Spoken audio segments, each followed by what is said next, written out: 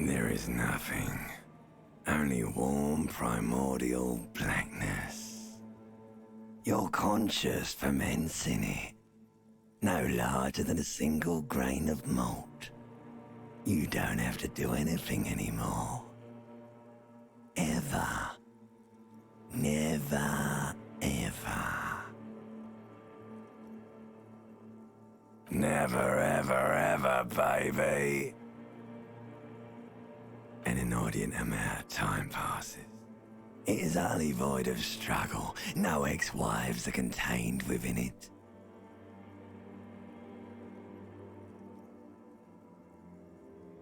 Yes, it is. You got it, sweet brother. Nothing upon nothing upon nothing. I know you do, baby. I know. Coming right up, sir. Smooth passage.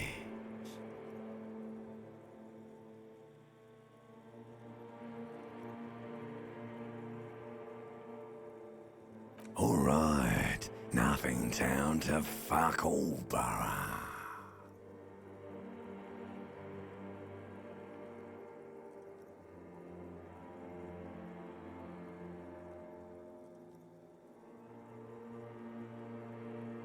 Not you.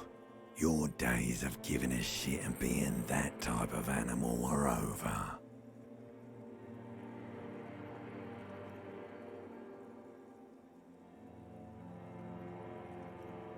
The song of death is sweet and endless. But what is this? Somewhere in the sore, bloated man meet around you. A sensation. Like a fly to the ointment, your conscience sticks to it. The limbed and headed machine of pain and undignified suffering is firing up again. It wants to walk the desert, hurting, longing, dancing to disco music.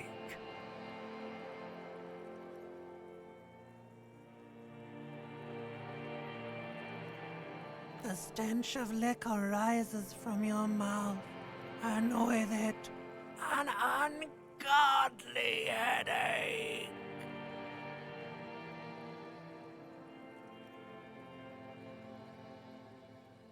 A fiery streak penetrates your skull, trying to force your eyes open. It's a sound, a clarion call from hell. Somehow, you know what it is. A Caprice Canema motor carriage.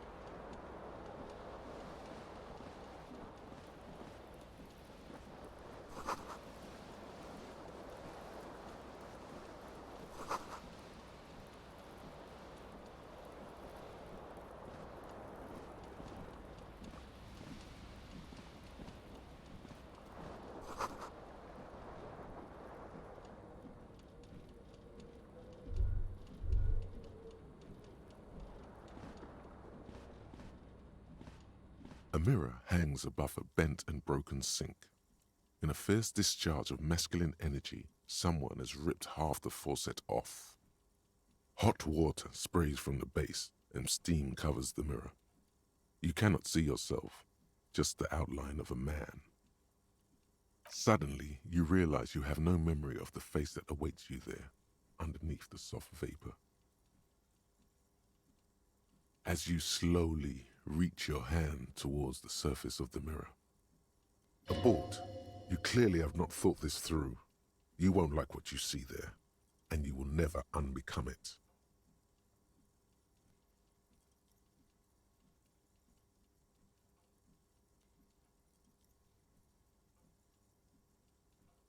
Behold,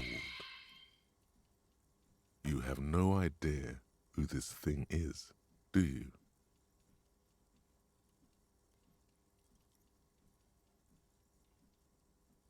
Whatever it is, at least it's dead now. There's clearly rigor mortis on your face. Oh wait, is that an expression? Are you trying to make an expression with that face? Please stop. It's horrible. You're scaring yourself. You can't, can you? It's like it's not even voluntary anymore. You have worn that grin into your face, and now it won't come off. What does it even mean? What is the emotion you're trying to convey?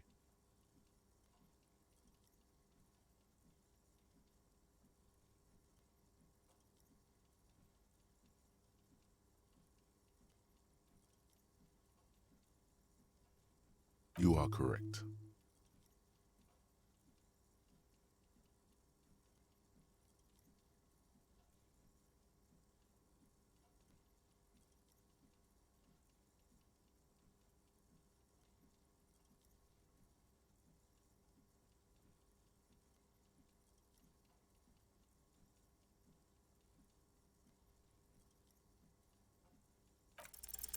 It belongs in the new, the third decade of the current century. Enough time had passed from the failure of the revolution that, for a fleeting moment, free market economy seemed like the ultimate, uncontested way of life for our species. Things were good. It was smooth sailing. People made gold and champagne-tinted interiors and facades to suit the times, calling this the new style. But more importantly, disco happened. For Revachol, your city, that meant only one thing. Guillaume le Million. If it doesn't rhyme, you're not pronouncing it right. Out of the dazzling swirl of disco music, in an open-air boîte de nuit, somewhere in Revachol West, Guillaume's blonde mane appeared on the screen. He sang some bullshit. Then he made the expression.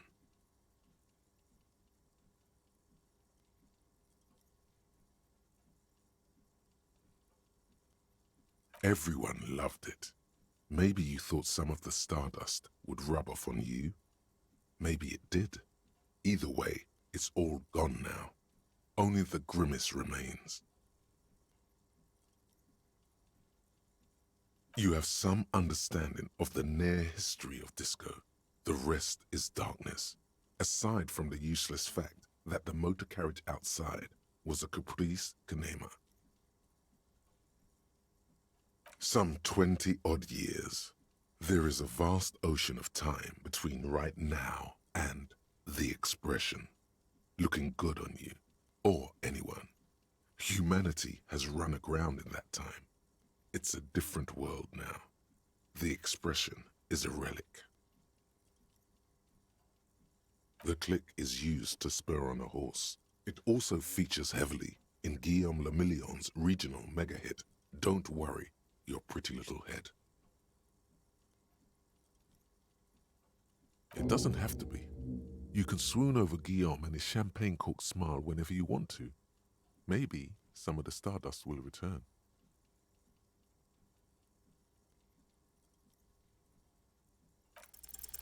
It's too late. Like an image on film. The expression belongs to your primary motor cortex. It would take a minor neurological miracle for you to cease producing it.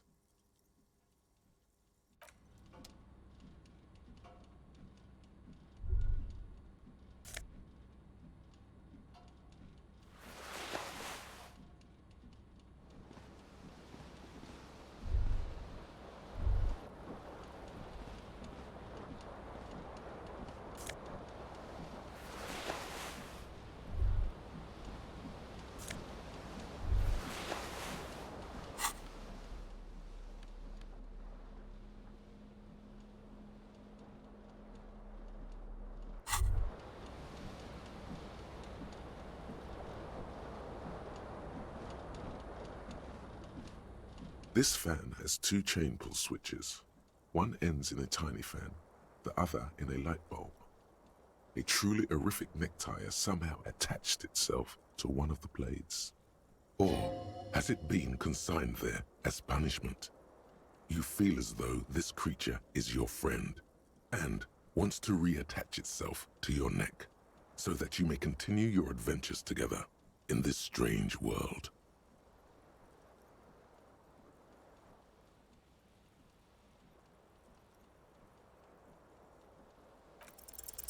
You reach out to grab the tie, but what's this? Diffuse, radiating chest pain. Doom comes over you. This is bad. Feels like sharp stones grinding in your chest and keeping you from moving. For quite a long time. Still ongoing. Now is a good time to start worrying. Finally, the pressure recedes. You find yourself covered in cold sweat and trying not to move, hoping it will keep you from dying. The blades come squeaking to a halt. It should be easier to reach the tie now. You swoop up and catch the tie. Snap. It's released from the blade. Warning, warning, the necktie is no longer contained. What you have in your hand is a fantastically colorful tie with 4 or 5 different patterns. The knot reminds you of a noose. If it's your friend, why was it up there? Who ties their friend to a ceiling fan? Maybe this thing is dangerous somehow. An ominous, foreboding feeling fills you as you look at the tie. A terrible mistake. Turn the lights off immediately. You can practically feel the photons burning a hole in your brain. Your eyes burn with photosensitivity. It's not good.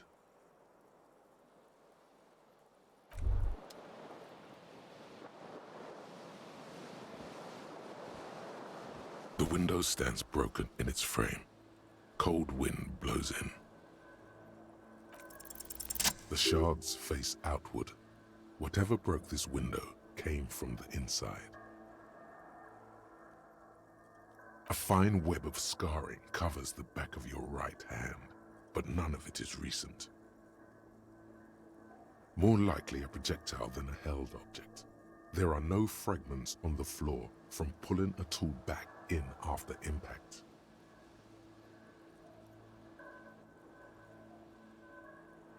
It is too large for a bullet, yet too small for a piece of furniture.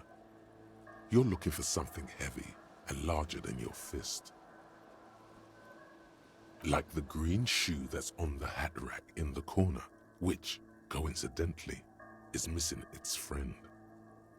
Congratulations, you smashed the window with your own shoe. Now you only have one. If you're lucky, you can still find the other on the balcony outside. The door to it should be outside your room. A cool wind gushes in. Your toes curl up from the cold.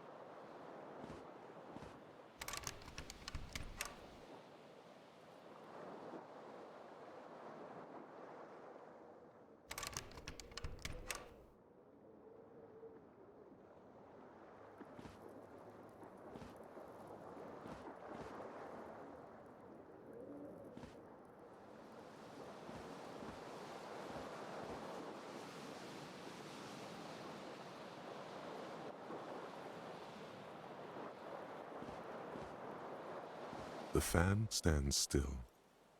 The lights are off again.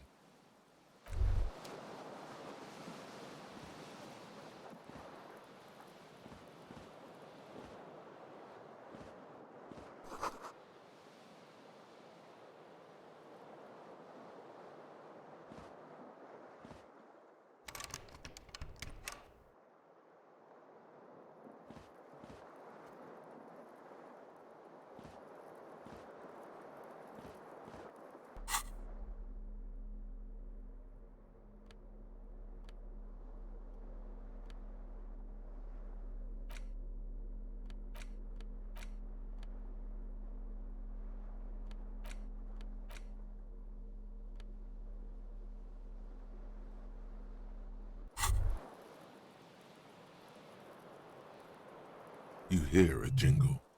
Keys are clinking in the pocket of your flare-cut pants. It says, whirling in rags, on the aluminium keyring. There is a single key on the ring. The number 1 is etched on it. It should open the door.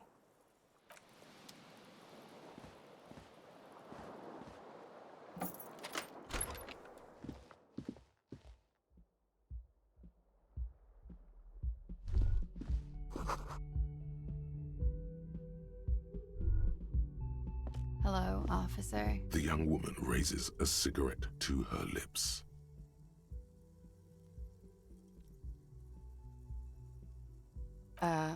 No.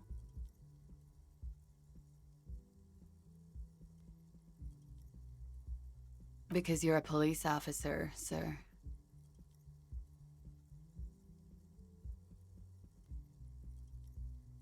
I am, yes. Unless you've been feeding us a set of very well-rehearsed lies all this time. You've been here for 3 days, on official police business, no less. Couldn't say. In truth, so far, mostly drinking.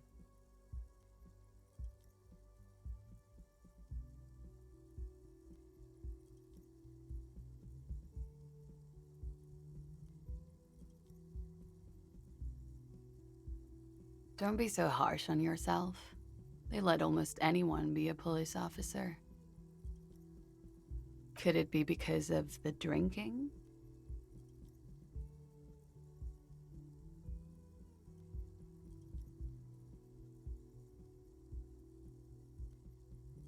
Of course. Be careful, officer. They don't like the police around here.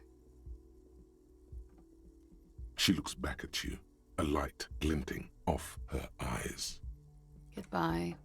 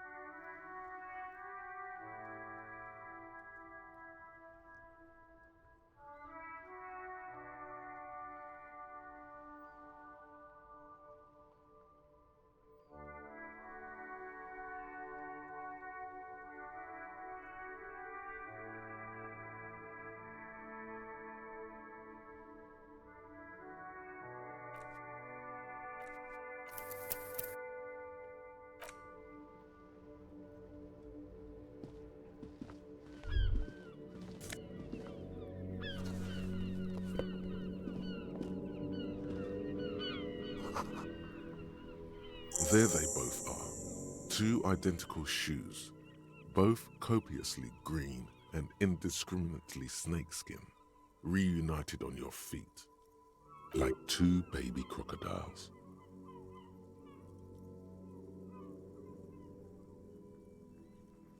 It's pretty clear a normal cop is not what you are. Good, they're balanced, comfy. Feels like the only good thing about you right now, truth be told.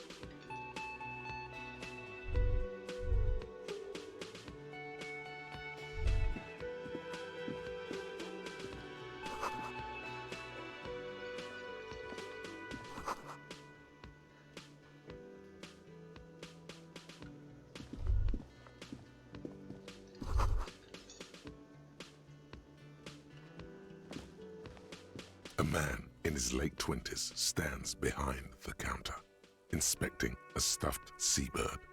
As you approach, he gives you a sideways glance, then looks down again. That was disdain in his eyes. Even now he's purposely ignoring you. Oh no, you're a hero. A real hero cop. Could the massive property damage upstairs have anything to do with this? Am I? Or did you ride in, take the body down, solve the murder, and not trash my hostel room?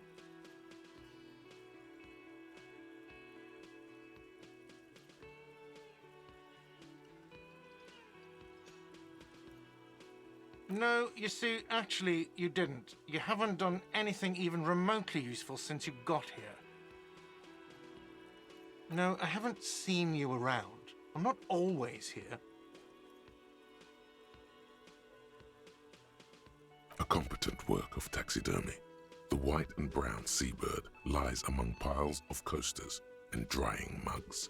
One of its wings broken. The man is trying to mend it. Looks like the bird was ripped off the shield that was used to mount it, most likely on a wall. This is the Great Skua. The seabird is the symbol for the discovery of the Insulindian Isola, the part of the world you are in right now. Something about it makes you feel bitter.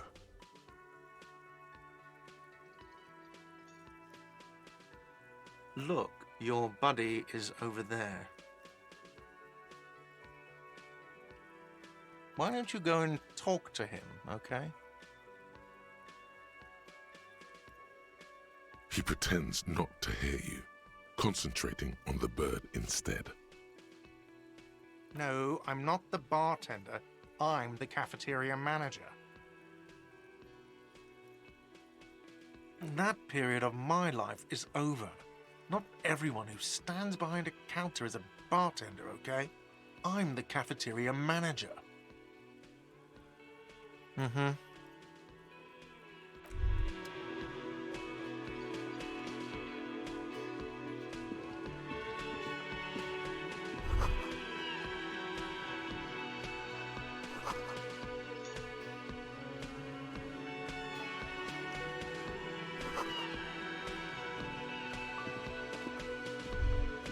You should totally sing karaoke here, the first chance you get.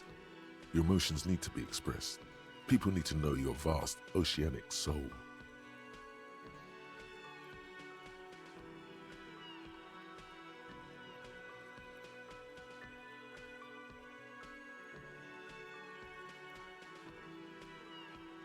Of course, at this point, precise measurements of your soul can only be performed from the outside. It needs to be heard. Through a PA system. By other people. You have not yet stumbled on the right lamentation, but it's out there. It'll come to you. You will wreak havoc with it. Don't worry.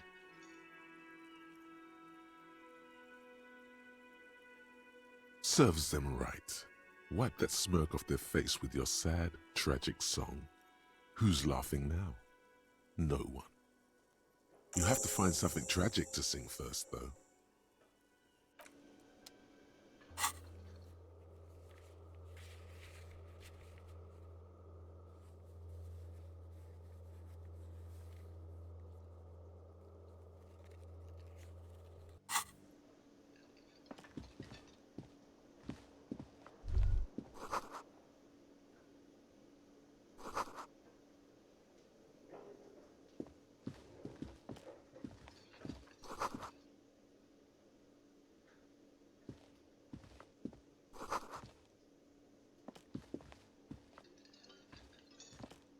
Hello, sweetie. You shouldn't keep your colleague waiting. A bespectacled man in an orange bomber jacket is tapping his foot on the floor. Looks like he's waiting for someone. You. As you approach, he narrows his eyes and extends his hand in greeting. If an assault were launched on this building right now, if the windows came crashing down and the whole world descended upon you, this man would hurl himself in death's way to save you. You are sure of this, but why? Hello, I'm Kim Kitsuragi, Lieutenant, Precinct 57. You must be from the 41st. You realize he's waiting for your name. This is your chance to come up with a really good name for yourself. Get creative. Conceptualize.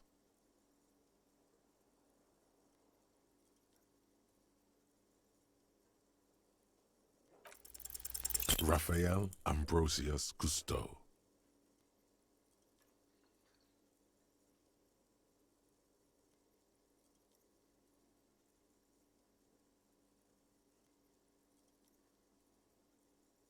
You instinctively run your hand over the multi-patterned silk of your tie.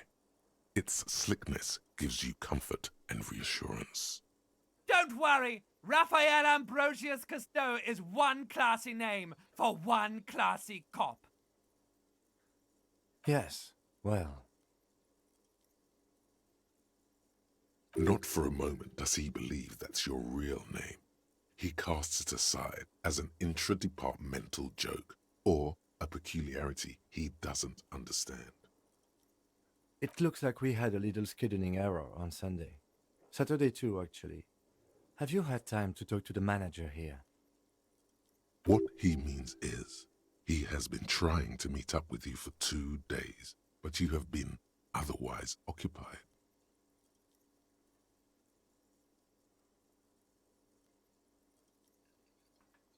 Then we should ask him for a rundown of the area. Get me up to speed.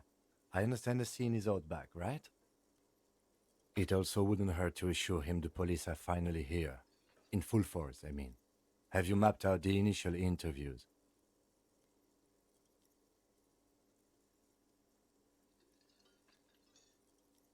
At the 57th, we like to prepare an initial list of persons of interest, and then just skim the surface.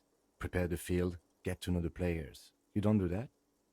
Maybe it's not an inter-district practice.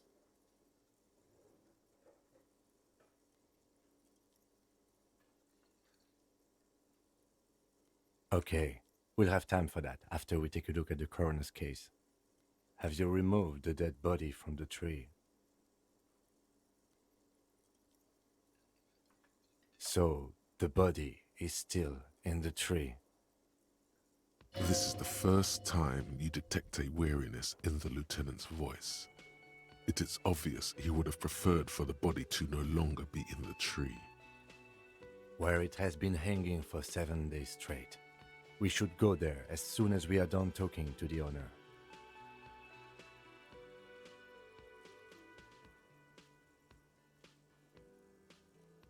I can see you drank last night and the night before, and that you are still drunk now. But I have seen officers go through worse. Much worse. If you need something for your headache, there is a general store nearby. But as I said, the dead body should be our #1 concern. After you, officer. If you're about to embark on an investigation, shouldn't you have a badge? You mean you don't have a badge?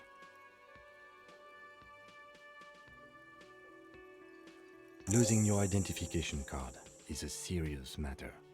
My vehicle has a shortwave. You can use it to report your badge missing. I advise you to try to locate it as quickly as possible, but getting the body down should still take precedence. Lieutenant Kitsuragi is now in your party. You can talk to him whenever by interacting with him.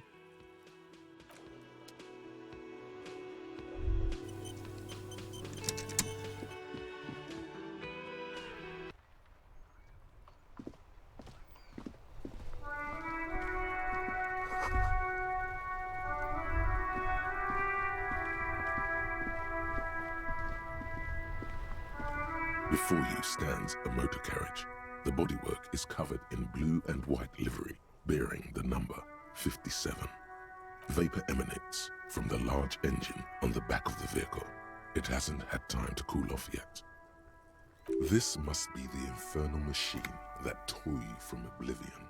the Caprice Kinema motor carriage. In the cabin, you are welcomed by a set of steering levers, a radio microphone on a hook, a pull-out toolbox under the seat, and the soft glow of the fuel preheater gauge. The frequency tableau lights up, and a green button labeled Prime Line glows like a feline eye. And then you hear something. The soft purr of electrical kittens, radio waves cast far and wide over the metropolis. A woman's voice greets you through the static. This is Precinct 57. Hello, Lieutenant. How may I assist you? Hello, Alice. Please assist our colleague from the 41st precinct here. I'm putting him on.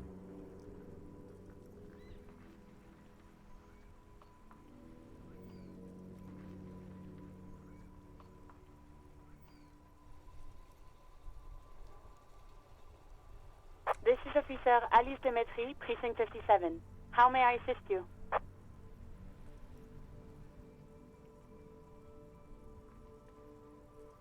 Just a second, officer.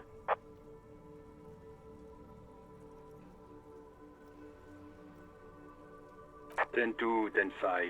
This is 41st. Come in. Over.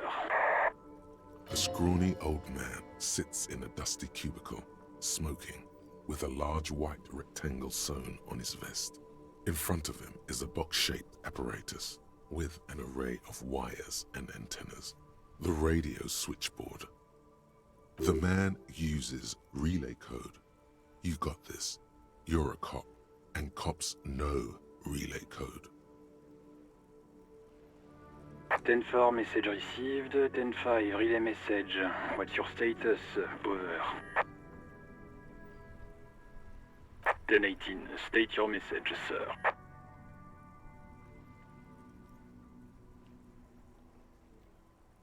10-9, over. 10-4, message received. This is a very serious situation. I need to 10-22 the captain. Over. Is it him? What does he want? Says he lost his badge and needs to report it. He what? He lost his badge? This is Communication Officer Jules Pidieux, sir. Over. You mean your partner? Over. What is he saying? He's asking who you are. I'm his goddamn partner. It's your partner, Satellite Officer Dietmar, sir. Over. Did he lose his memory along with his fucking badge? Who lost his badge? Dick fucking Mullen. Who do you think? It's Officer Dick Mullen from the bestseller Dick Mullen and the Lost Identity. Dick Mullen is not your name. It's the name of a fictional detective who would not lose his badge. Defend yourself. Immediately. They're laughing at you.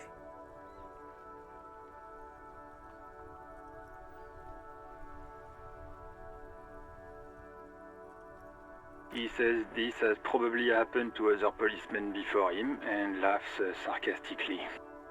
Oh goddamn it! Is he fucking kidding? The whole station's gonna be dicked for this. Satellite Officer Dietmar is wondering if you might be joking and adds that this tarnishes the reputation of the entire station. Over. Mullen dicked us.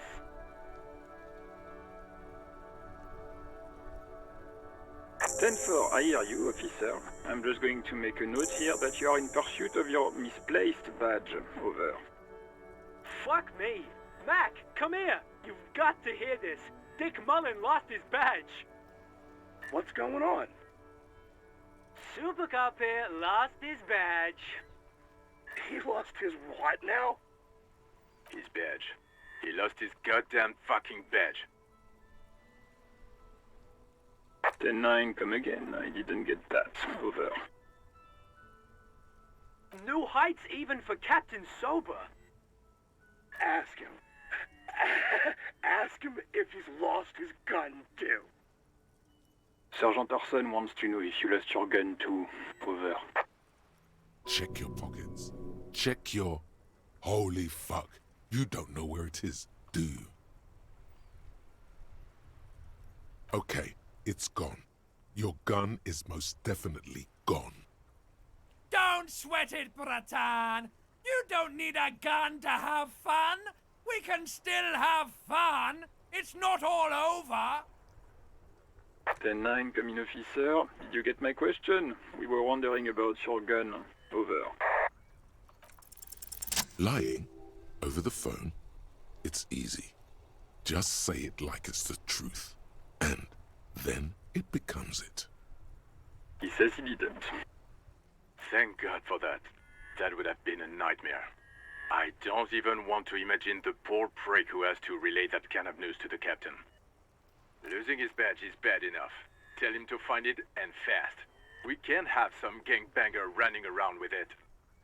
We're all glad to hear you've not lost your gun, officer. You need further assistance?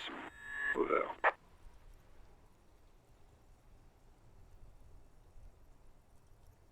Roger that. 10-10. Over and out.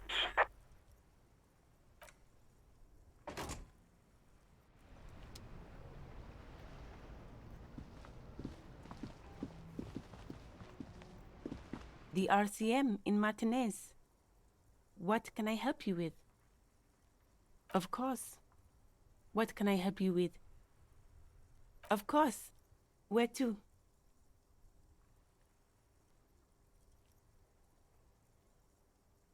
Oh, that's right there, in the yard. She's relieved someone has come for it.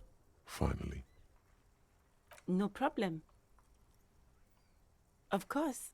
I won't hold you back. Her gloves.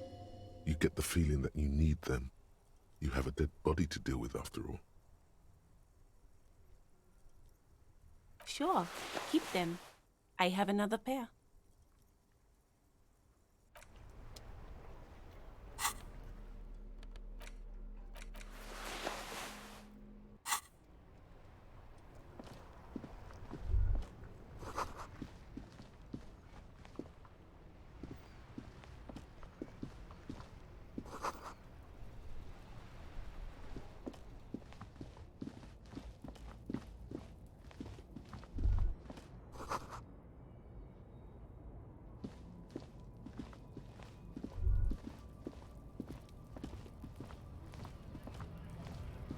Welcome to Revachol.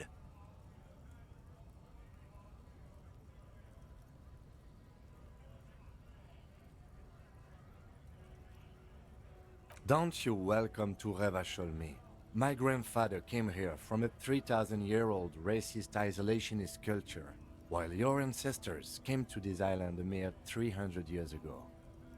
Every school of thought and government has failed in the city, but I love it nonetheless. It belongs to me as much as it belongs to you. It's men like you who keep Revachol divided, making it that much harder for everyone to climb out of this post-war limbo. What he means is, fixation on the Revacholian nation makes it harder for Revachol to actually attain self-determination.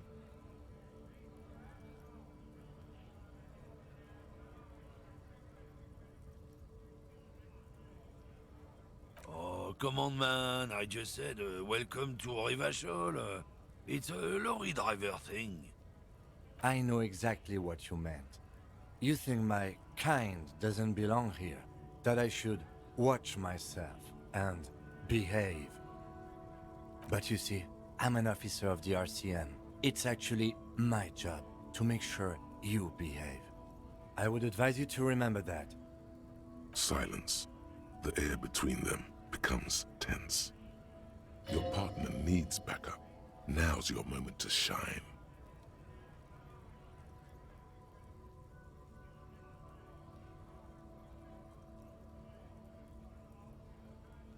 You two make a cute couple. You know that? The lieutenant exhales and resumes his regular calmness. Whatever you say, officers.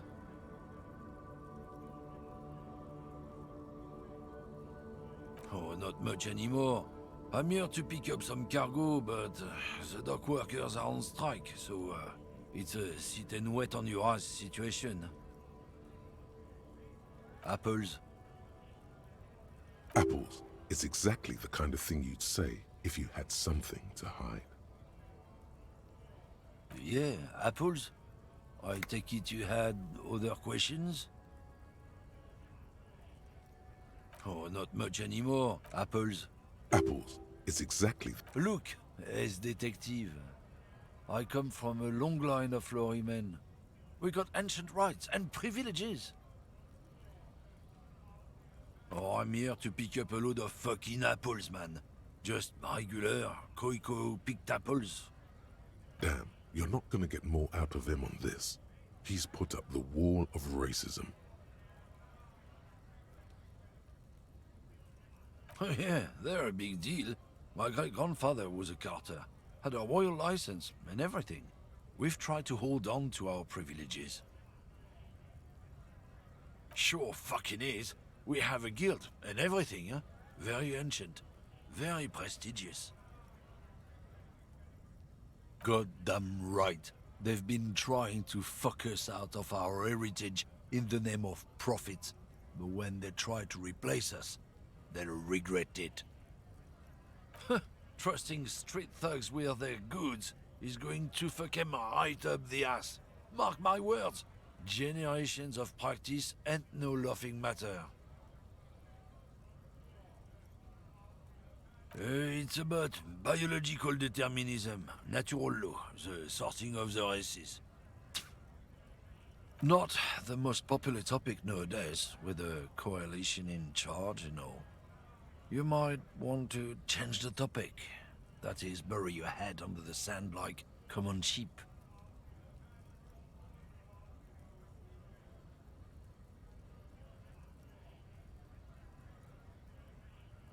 I'm not just racist. Look, I've read books, huh? The science of racial theory has all been proved, even if some people don't want to accept it. People who've studied these things say that you and me are superior by design. So, naturally, we Occidentals should be in charge. Obviously, you can see the merits in that.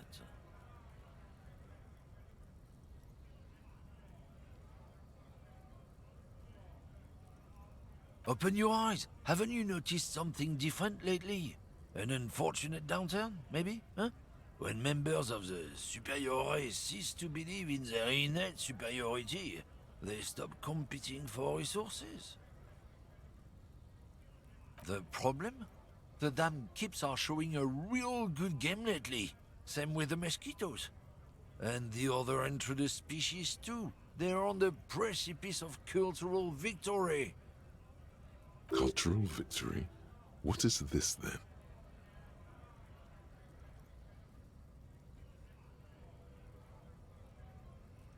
It's what the kips of Boogie Street are going for, right under our noses. And the others too, on the radio. Heard any chansons lately? Heard any motetos or leader? No. Dominating culture is how they plan to win. They say so themselves. It's true. Also, you need to realize the dangers of mixing races. Who knows what might happen if people don't stay in their birthplace? You might end up with a new sub-race, with unknown characteristics, leading to extra competition. That's why you've got to control the offspring.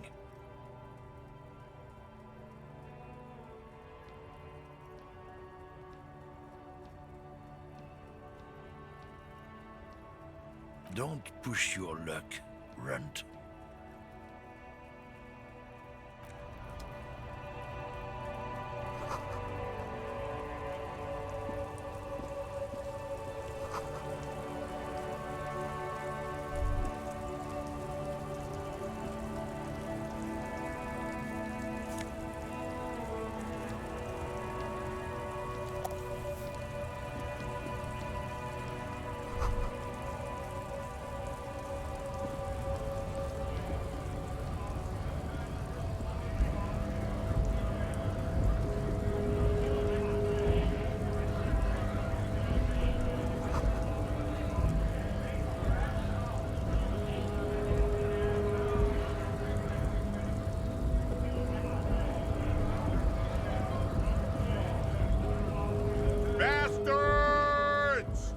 We have a right to work!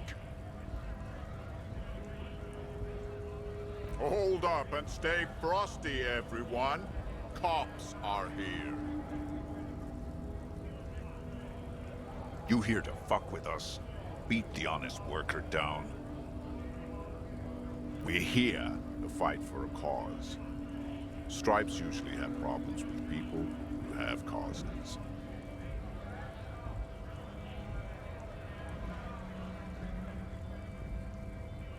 Good. We're fighting for a cause here. Right to work! Right to work! Besides, we're not that different. It helps if people see us talking, cops and strikebreakers together. Shows authorities are on our side. Builds confidence. Might be time. Don't let the fat bastards tread on you. Cops tend to side with the higher-ups, but you're essentially still workers. I don't trust cops, but I can see you understand the right to work! Right to work! Rights of people, rights of workers, to have gainful employment, to make a salary, and feed their families. His manner of speaking is wooden, the tone of voice bland and uninspired, almost as if compiling replies from a set of learned phrases. Maybe you should ask them the questions, like why we're not allowed to make a living here. Shame on you! We have families to feed, you piece of shit. So do we, Scott.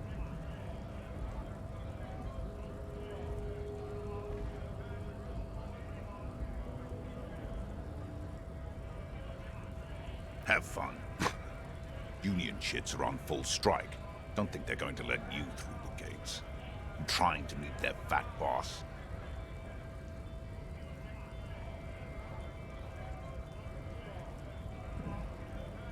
I know nothing about a murder. Wouldn't put it past these harbor bugs. They'd do anything to stay alive. Right to work! It's shameful. Cops doing nothing. You should bring backup. Open up the gates for us. Blockading gainful employment for workers is a crime. We are not picking a side in this just yet, sir. Pity. Let us work!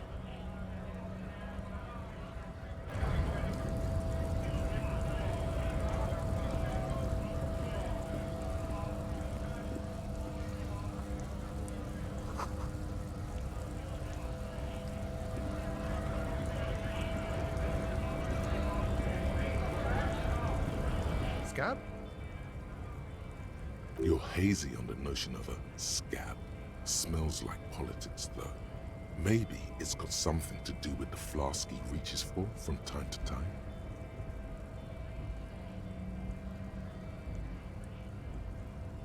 I was just messing with you. No one's ever seen a cop scab. Imagine, you cops going on a strike, but then another cop comes in and says, let us cop for less money. Speaking of, what brings the RCM here, to the Wild North?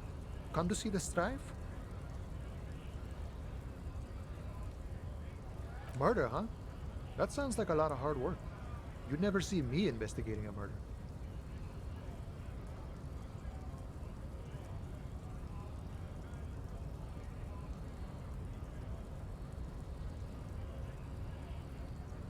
Of course, Policia. It wasn't me. You can rule me out. Easier that way. He didn't do it. It's the truth.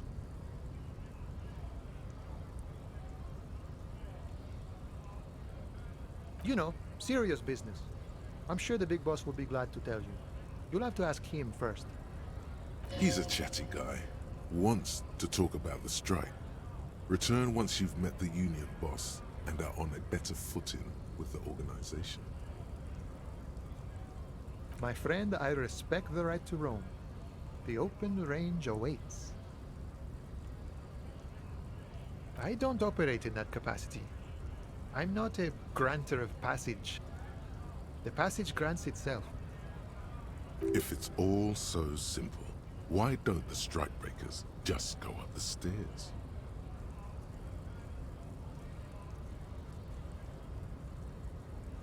Aye. Walk right past Measurehead and go in.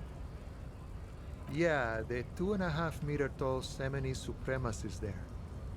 Walk right past him, then press the button to unlock the door, then go past him again, and you enter the arbor through the office. Está.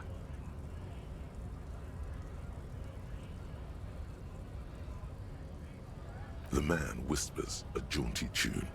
A coastal breeze ruffles his hair.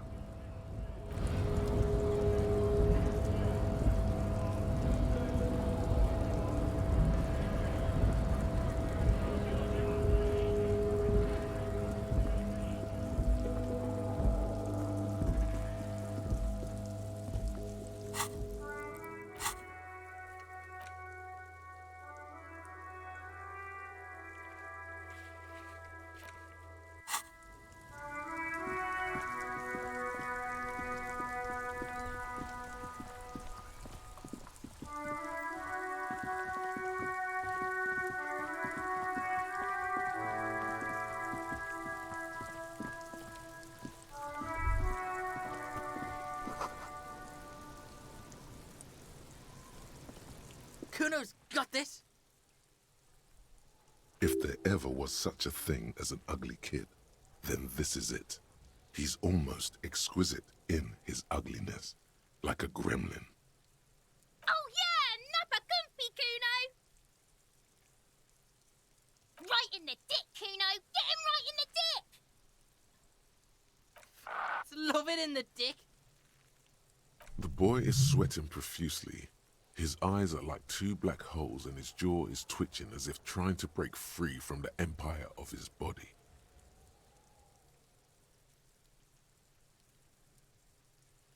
The kid is obviously high. Fuck that! Kuno, yeah! Right in the mouthhole! Shits himself? The rake, Kuno! You should throw the rake at him, Kuno! The fuck? Does Kuno know what a rake is? Kuno's not a gardener.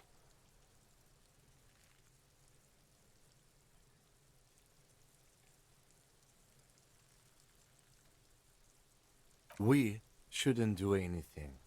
I don't tempt such forces. You will see. The language these kids are using, pure unfettered id. There will be no reasoning with those creatures.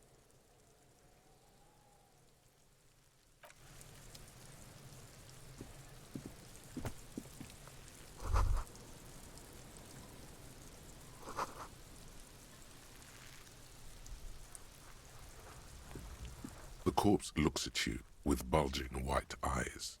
The face around them does not look human. It's swollen and ready to burst. His lips are fish-like and his tongue like a ball gag in his mouth. You seem to be holding your breath. A cargo belt twists his neck at an unnatural angle. The body below appears stiff. It's letting out an ungodly rot. The smell seeps in even through your clenched nostrils.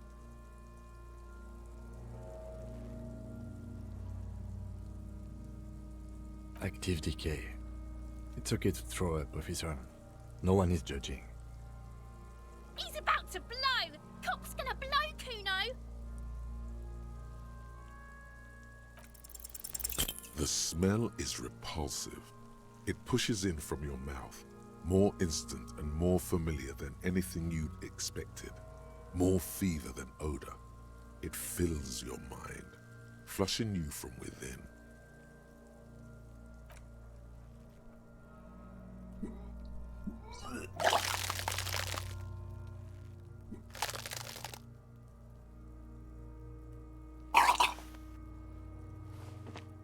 You feel a great force ringing from your stomach.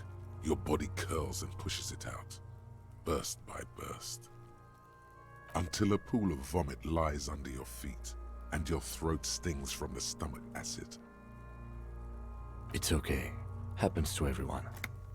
Keep it. The hangover is clearly making this worse for you. You could use some ammonia to clear your head.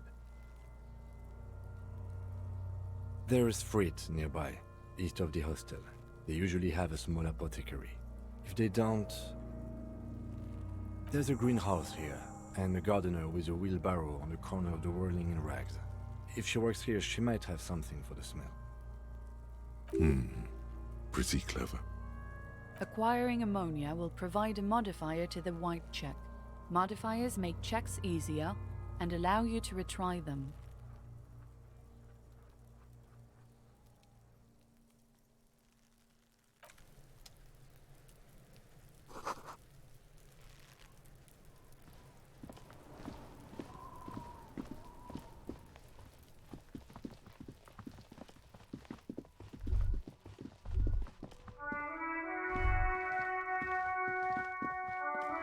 An old call box with a matrix of push buttons lists all the companies in the East Delta Commerce Center.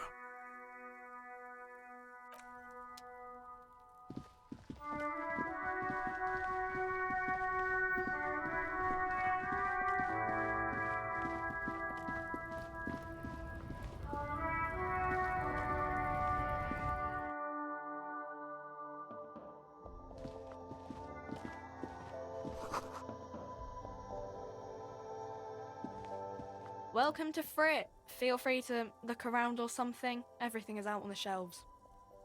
What's that magazine she's reading? You mean this?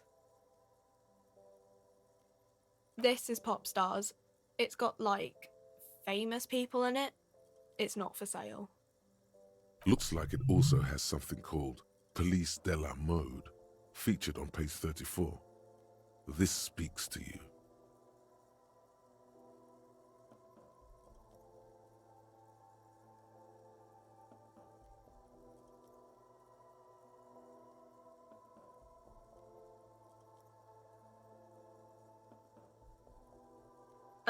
It's where they rate different outfits famous people wear. It's kind of funny. They're kind of mean. It's about who's the most stylish.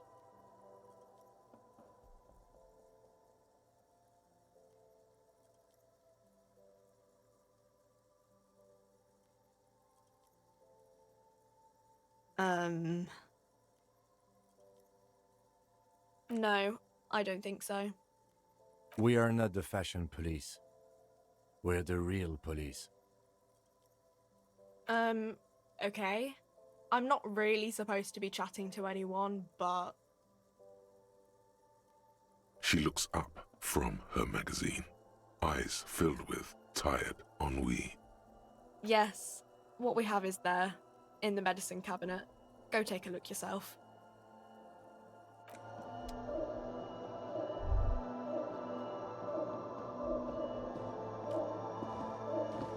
The tear machine stands in the corner. A sign says, 1 bottle equals 10 cents. Oh, that's the tear machine. It's a machine for tear. You know, you find tear outside, like bottles or whatever, and put it in the machine, then it gives you money. You need a bag, I guess. We used to have some, but we gave them all out, so... Feel free to use it if you find a bag, though. I'm sure there are some out there, somewhere.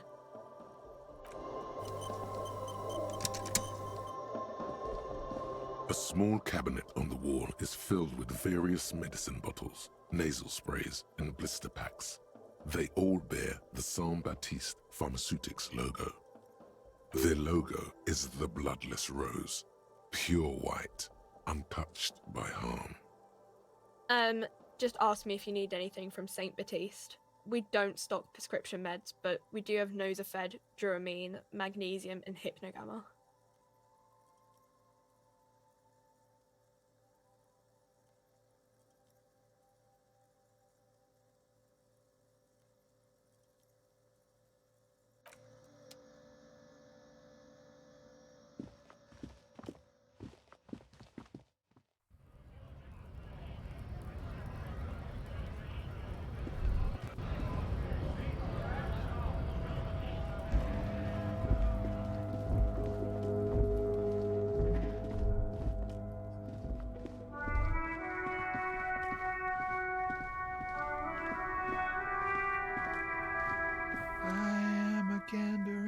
hunter and a gatherer, feel like a traveler.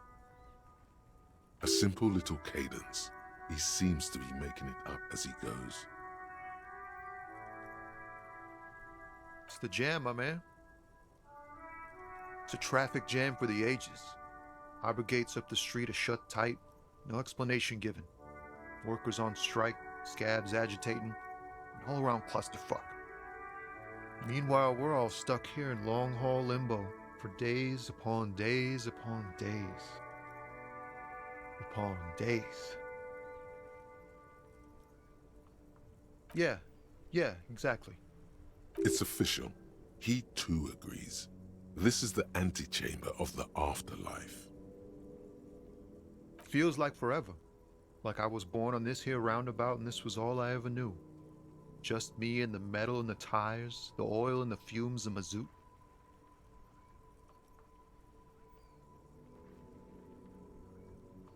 Yeah, imagine. It's been a whole week already. So tell me, what do you need?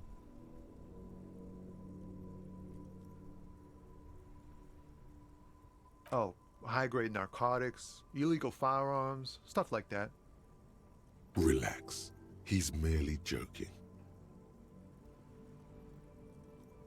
Can't even get a few jokes past you, my man. I've got another haul of found cargo. Mostly sporting goods, tracksuits, and that kind of thing.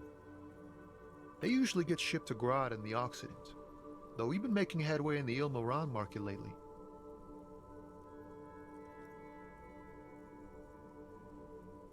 We're pals and all, but I can't just freely hand out the merchandise. The bosses won't be happy. This rockin' beauty. Sure is, like a rash you can't get rid of. You interested in heavy-duty cargo machinery? A motor lorry, also called a camion, on Caillou and neighboring islands. This one looks roughed up enough to be some sort of found rust bucket. Maybe the A6? Good eye, my man.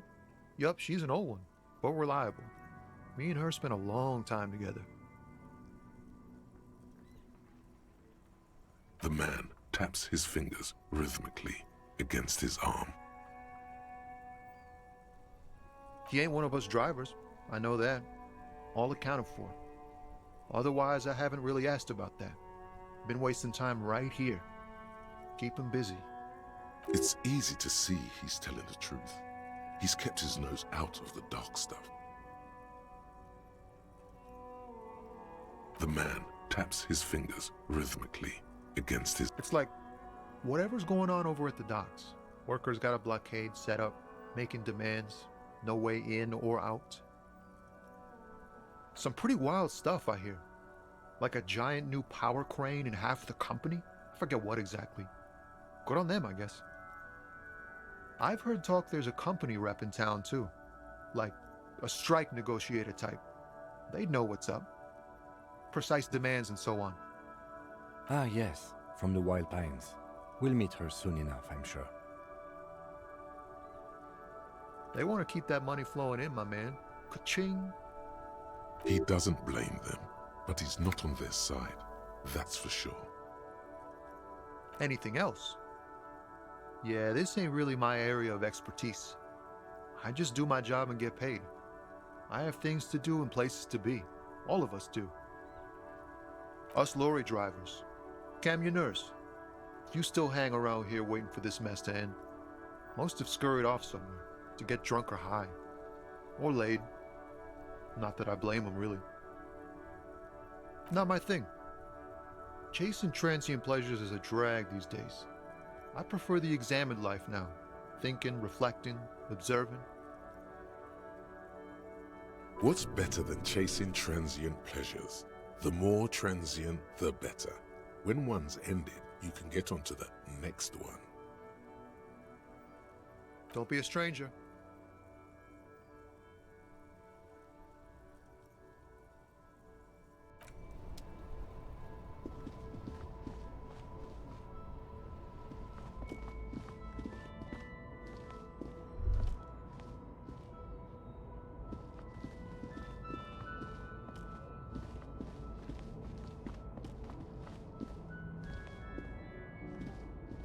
old monument stands in the middle of the traffic island, pointing toward the sea. It looks as if it's been reassembled piece by piece, secured and mounted in the air with the aid of numerous ropes and rods. A silver plaque on the statue's pedestal reads, "I am Philip III, the Squanderer, the greatest of the Philippian kings of Revachol, son of Philip II, the opulent, father of Philip IV, the insane." What did he do? You have no idea what you did a week ago. How would you know what this guy did many centuries ago? High above you, the king stands triumphantly oblivious to your memory trouble.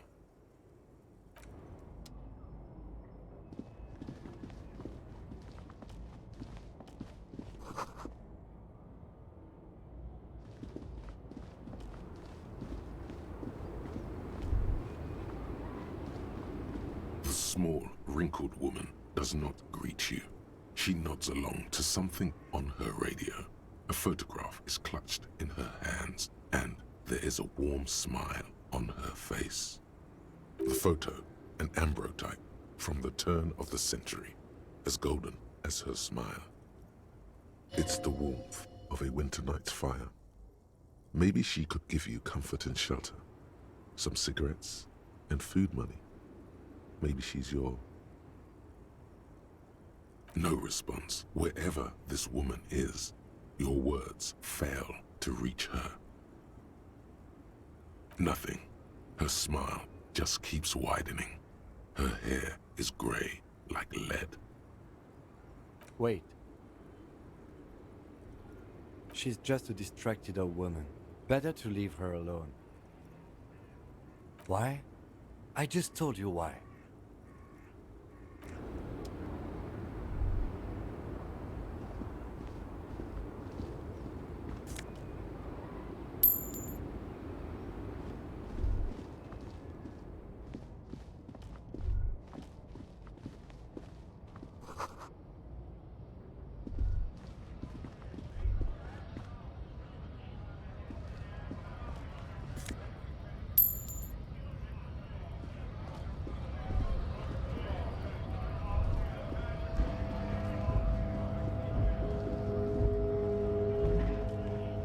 Lorry stuck in the traffic jam. This big, heavy Grad-made machine is well kept for such an old machine. The windows are clear. They've been recently washed. You can see a lorryman's cabin with personal belongings, stickers, insignia. The back end of the cabin has a small perch to sleep, large ashtrays. There are several suns and wheels sewn into the curtains. A book with ragged edges catches your notice. The front cover features a large, muscular man. The title reads, "Man from Eamdal in the Lost City of the Pygmies." Racist nationalist paraphernalia. Not unusual in this part of town. This is our guy.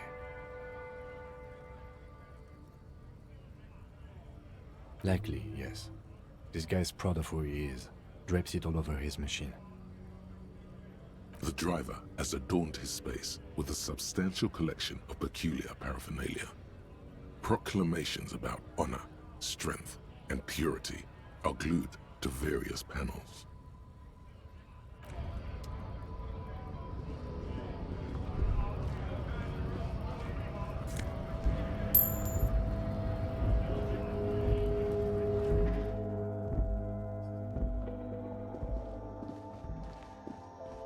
A small cabinet on the wall is filled with various medicine bottles, nasal sprays, and blister packs. They all bear the Saint Baptiste Pharmaceutics logo. Saint Baptiste, you know, the pharmaceuticals company. Saint Baptiste Pharmaceuticals, the one that sells meds out of Saint Baptiste. That one. There. She is right. Saint Baptiste, the company, derives its name from Saint Baptiste, the city. Itself so named because that's what it is. A rare case where that really is the full etymological history. As far as almost anyone knows, at least. Okay. Don't, like, overdo it or something.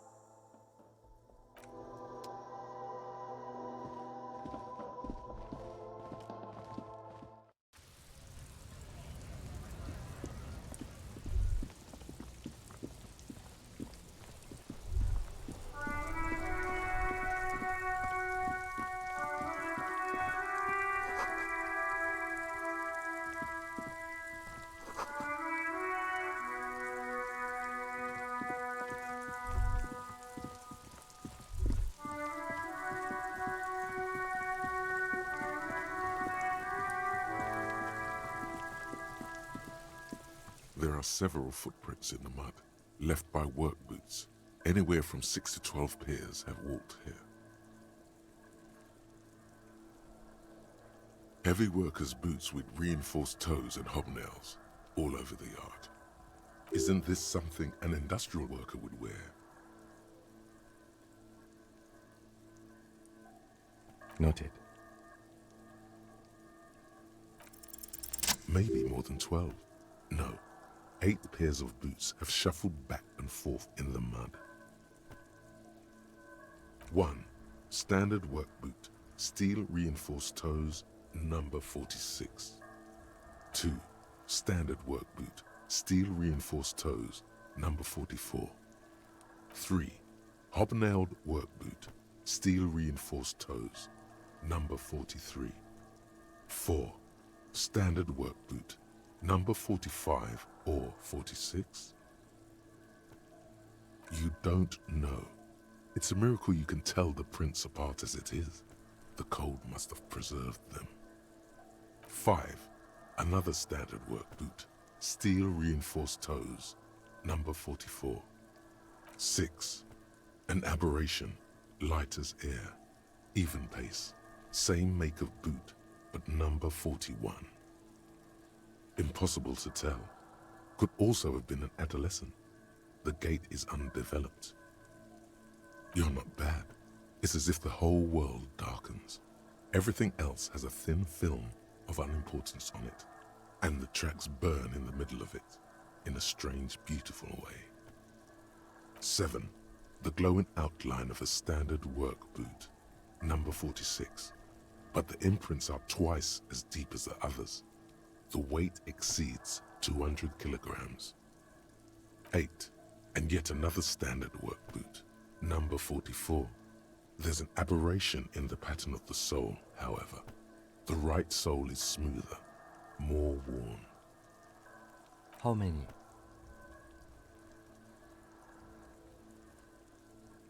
I was pretty off then. I counted 20.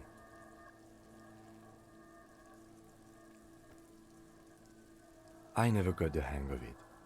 Hyperopia. Do you see anything out of the ordinary? A woman or a kid? Understood. Anything else? 200? Could it be the combined weight of 2 people, one carrying the other who's tied up? Let's say a heavily built worker carrying a similarly built, soon-to-be-dead man. He might be right. 200 kilograms of living weight is unlikely.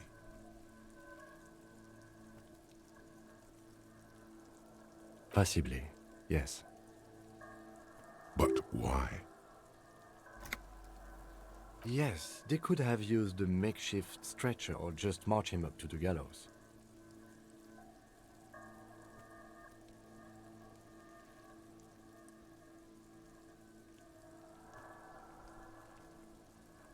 Even easier to carry on a stretcher, or between 2 men.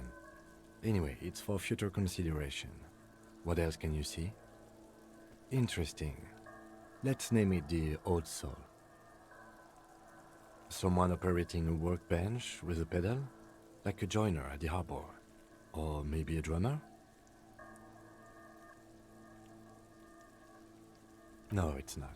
Forget I said it. We are not looking for a drummer. Perhaps it could be a driver. A driver would wear out the right shoe before the left. The accelerator is on the right.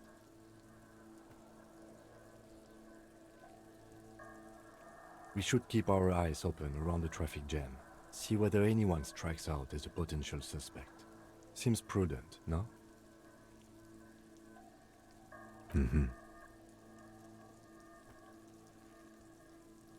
A week, maybe? 7 days would fit the time frame provided to us by the caller, who reported the hanging. It is not impossible. I pulled last week's forecast for coastal Havashol. 7 days below freezing. The day before, the day of his hanging, was the last warm day. Correct again. Sub-zero temperatures would preserve the tracks in a good state. The commotion here could have taken place a week ago. What do I think? A mob of people brought something heavy to the tree.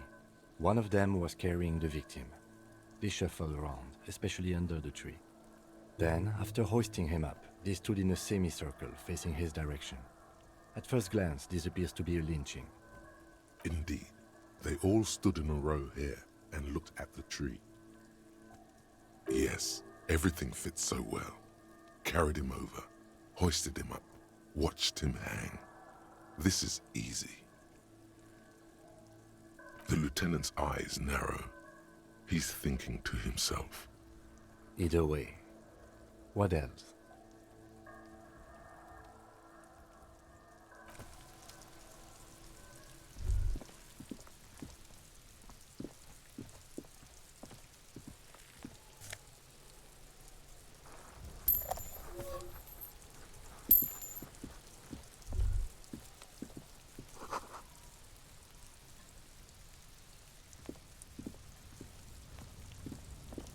An inconspicuous pile of the roofing material, Eternite.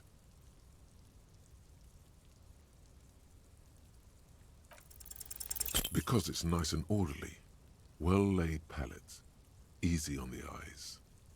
Rhythmic pattern calms your mind. Mammals like this stuff. No, there's more to this. You get this strange feeling. Hard to say. It's gone now. Feelings pass, you see. Especially the small ones. It's nothing. Someone just left some roofing material slanted against an old shack.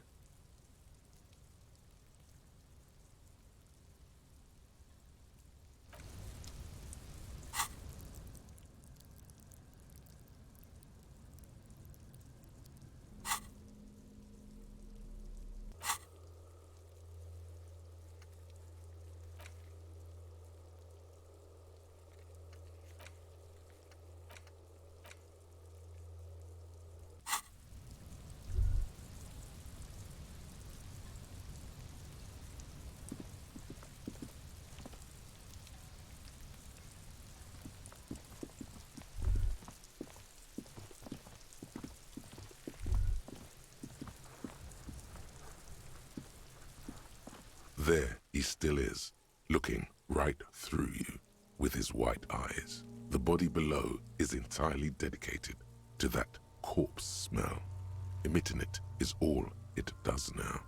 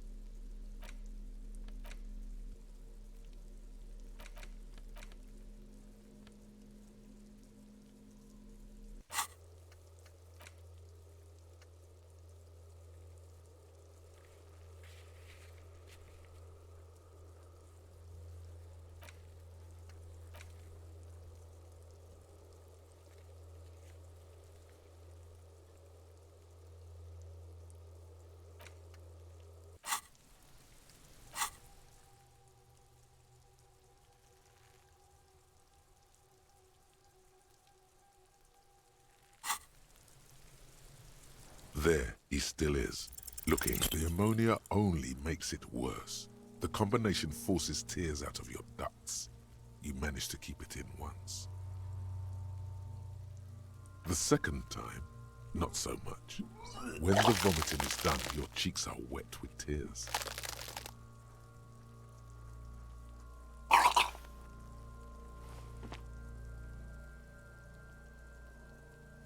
Are you okay, officer?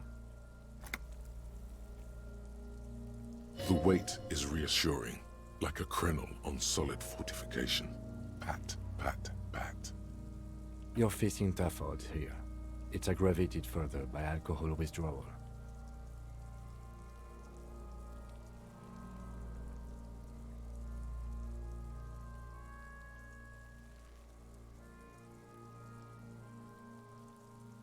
I've seen captains puke their guts out. It never gets easier. You never get used to the smell. Every Monday is cadaver day. Throw up, investigate. Throw up, initial autopsy. Throw up, bag it. Then drive to the station. Maybe throw up on the way there if you didn't bag the thing tight enough. I think I've lost my sense of smell. A white lie. Not being hungover helps too.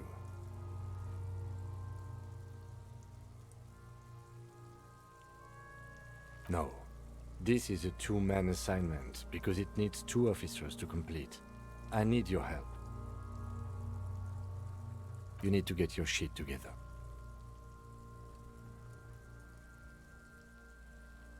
We should go talk to the locals. Find something else to do while the wind changes. It's pretty bad right now. You've gained a thought. When this dialogue is over, go to your thought cabinet and internalize it for special bonuses and effects. Give it half an hour. Get yourself together. Then come back and have another go.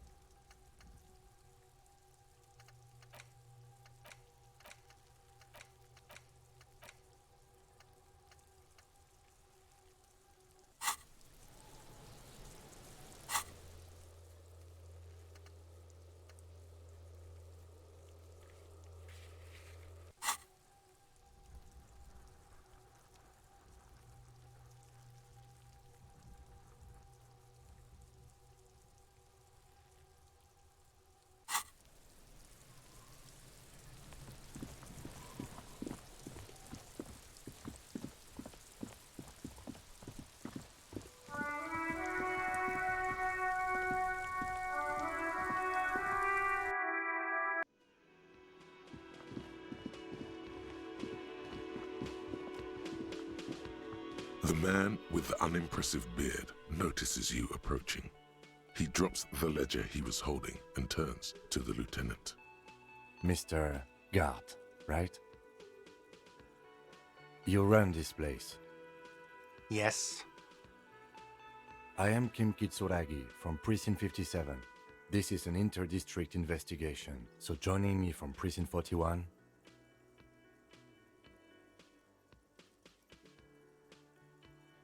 Right. Now, I know it took us a while to arrive at the scene. It also took you a while to call us and report the dead body. It was you who placed the call, yes? No, I only just got here. It was probably Sylvie who called you. She usually works the bar here. I'm only temporarily taking over her duties. Do you have her number? As a matter of fact, I do. You said you just got here. From where? Are you a local? What, of Martinez? No, I live in Jamrock. I only sometimes come here to keep an eye on the place. This is just one of the many, many cafeterias I manage. But you still know your way around, yes? In case we need directions. Yes, I know where some things are, but as I said, I don't live here. I just used to work here. And I'm not going to start working here again, if that's what you think. I didn't imply that. Detective, He probably means this is where you step in and ask your questions. His face expresses profound doubt in your having this.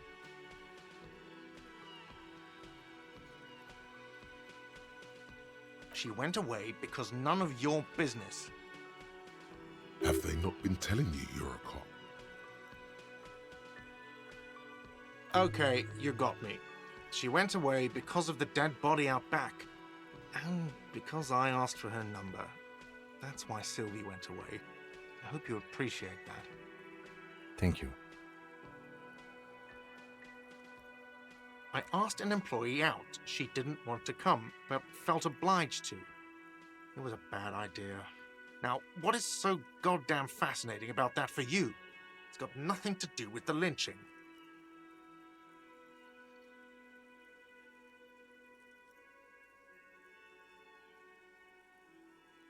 Good for you.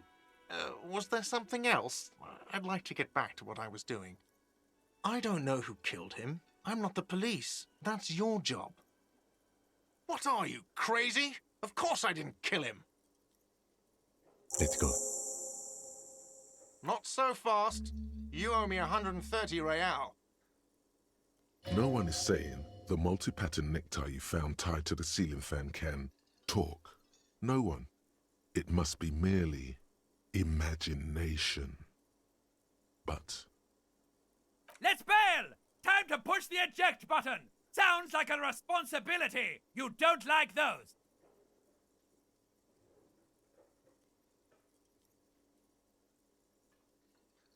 Oh, excuse me. You owe me 130 real. the IIR, or Inter-Isolary Real, is the global reserve currency. Whatever part of the world you're in right now, it's safe to assume he means you owe him some money. Wow, you're a genius. Yes, that's right, money. You owe this establishment 130 real. Who does that clown think he is? Arrest him!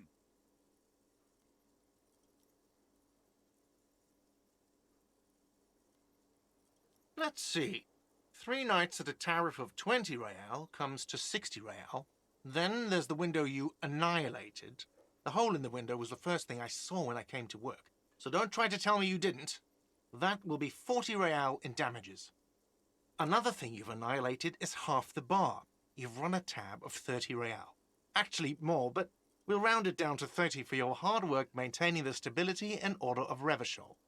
That's 60 plus 40 plus 30 equals 130 real. And yes, real is still money. No one is saying that! No one is saying that Ty can talk! That would be ludicrous! It's just that you should arrest him. It would be wiser. He wants to take your money.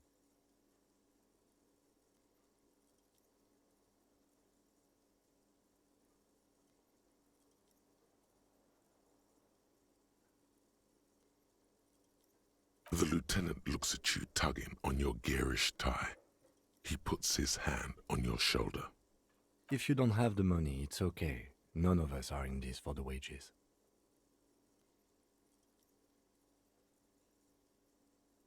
What are you, a philosopher?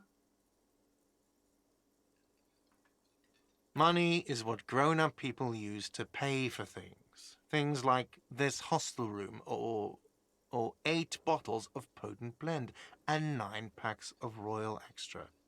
We use it for everything, really.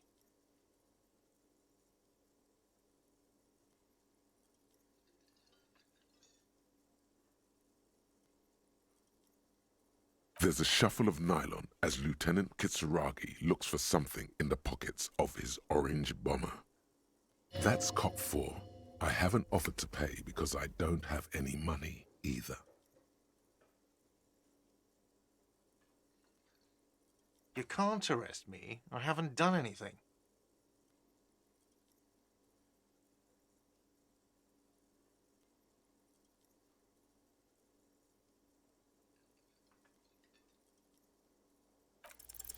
Did someone order a vague, farcical reading of the law? more than one pops into your head.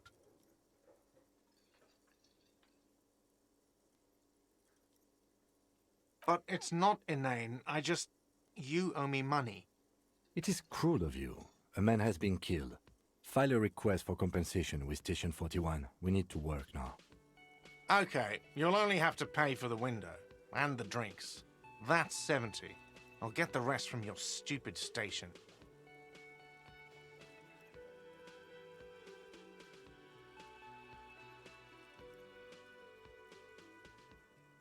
Don't thank me. You still owe me 70. If you don't have it by tonight, I'm not letting you back up there. That's enough now, sir. Good day. By the way, where is home? The address is coming up blank, and this place sure isn't it. But you've been at this hostel cafeteria for only 3 nights. Where were you before? You had to be somewhere.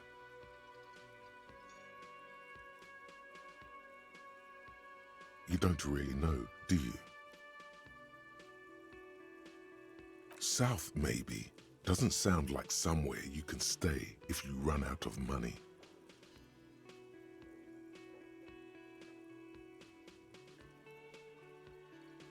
You can try. Run some addresses in your head when you get the time. Maybe a street or an apartment will appear.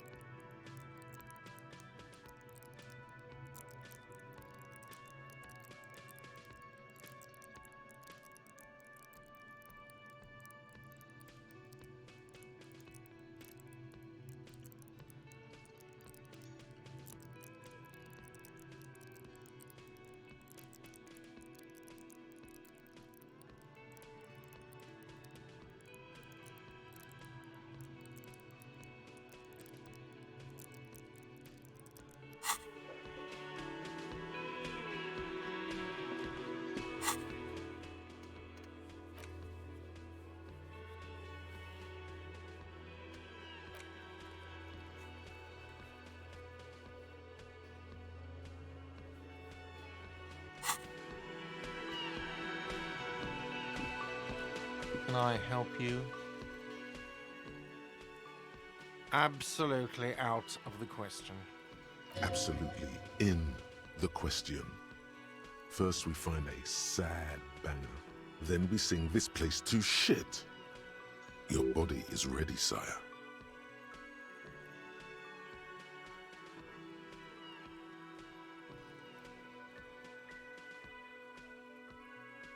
What thing?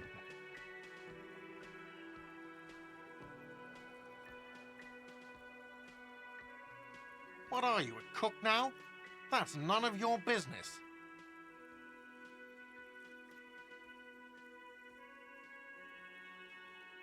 He wasn't pan-fried, he was lynched. What could the kitchen possibly have to do with... Fine, okay, the kitchen is closed until 1 p.m. because the cook is working. You can snoop around after that, if you must. Yes, not the whole damn union, thank God. Just the nastiest and loudest faction. They come here in the evenings. Dumb, unruly types. Think they're big shit. But they're good customers. They place big orders and always pay on time. We should find out who this Lord faction is, occupying the booth. Loudness means talkative, and we need info. We don't. We have to wait. They'll show up sooner or later. Men get hungry, even striking men. If not today, then they'll be here tomorrow. There are these things called days. You sleep between them. He's saying they'll come after you've slept. Just making clear you got that. What? By the way, you should come back to this thing-based questionnaire if you see anything interesting in the whirling later.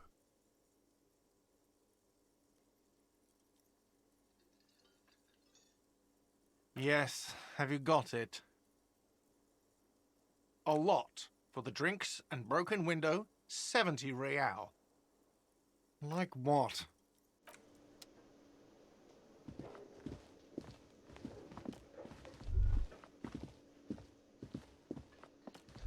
Hello, sweetie.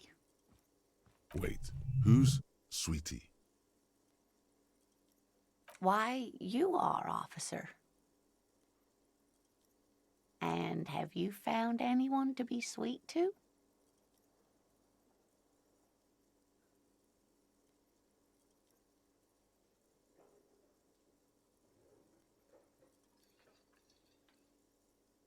The mating rituals aren't the good part, sweetie. I know it's none of my business, but you look like you need someone to take care of you. I suppose all of us do at one time or another.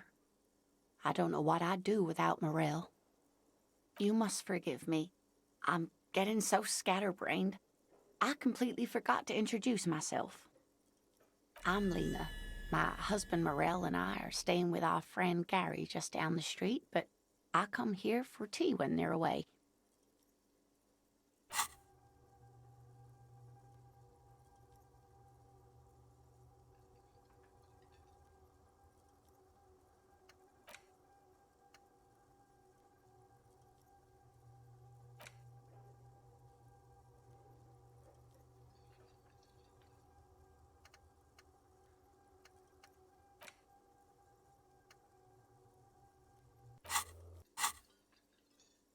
This Lena is wacky enough for the motley crew. Hire her on the spot.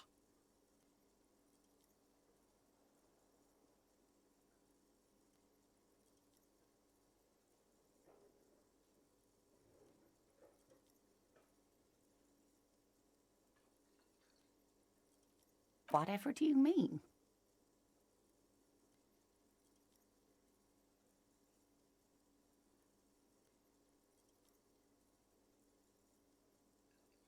Ah, yes. Probably Roll With Me by the Fletchers. People often quote the Fletchers at me. Morel says it's my theme song.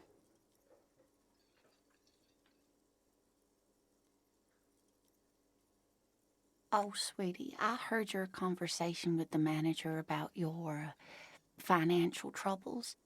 When do you get your next paycheck?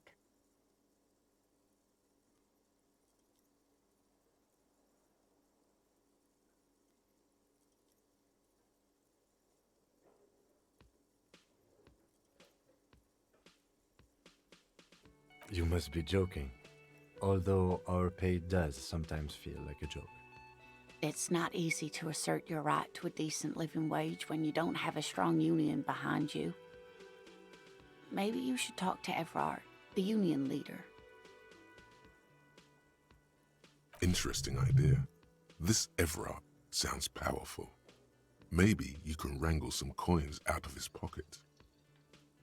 Oh, no, I'm so sorry I don't have money for you. If there's anything else I can do for you, just ask. Of course, dear. Good luck with your case.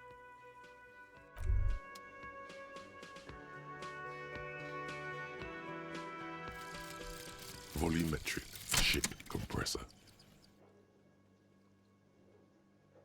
Bizarre scientific news from Revachol West today, where a police officer's shit has been observed at a pressure of around 495 gigadecimals.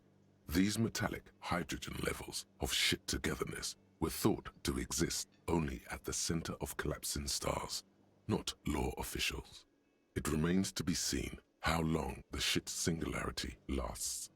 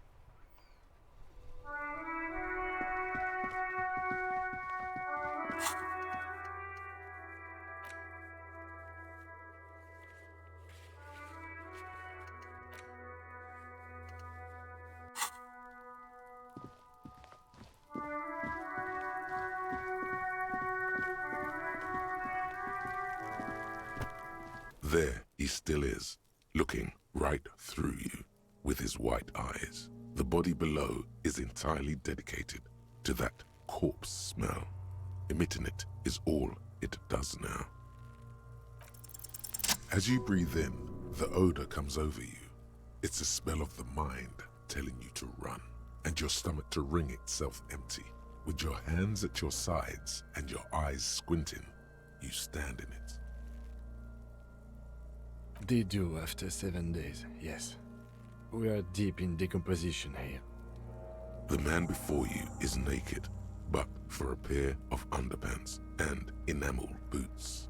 His skin is greenish, marbled with decaying veins, and blotched by lividity. A fading web of tattoos covers his chest and shoulders.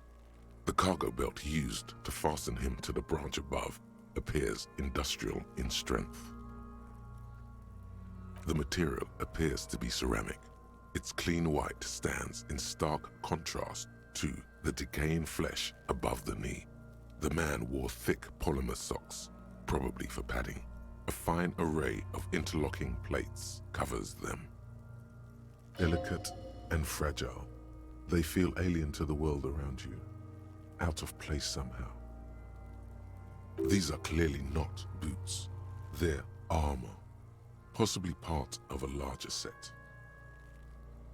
Indeed. Technically speaking, these are sabatons, not boots. Ceramic plate, zirconium dioxide, most likely. This is where the make would be. Under the heel, fair weather model T500 VE. I'm guessing that's vitreous enamel. This is advanced stuff. It's expensive.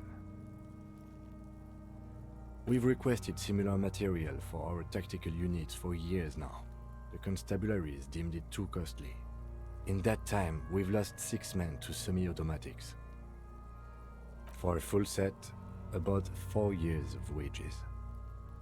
For the northwest region of Revachol, an officer's average yearly income is 5,500 rial, unadjusted for rank.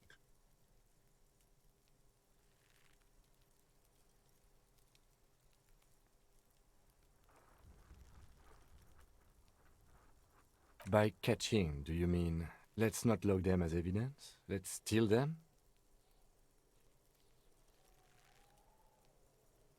Of course.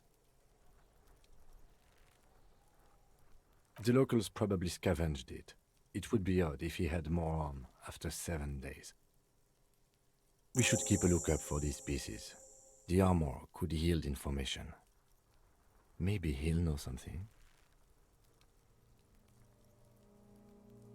The sabatons dangle off the man's decaying form, ageless and synthetic. A small bell-like sound fills the air, like tapping on the side of a porcelain cup. It's anything but.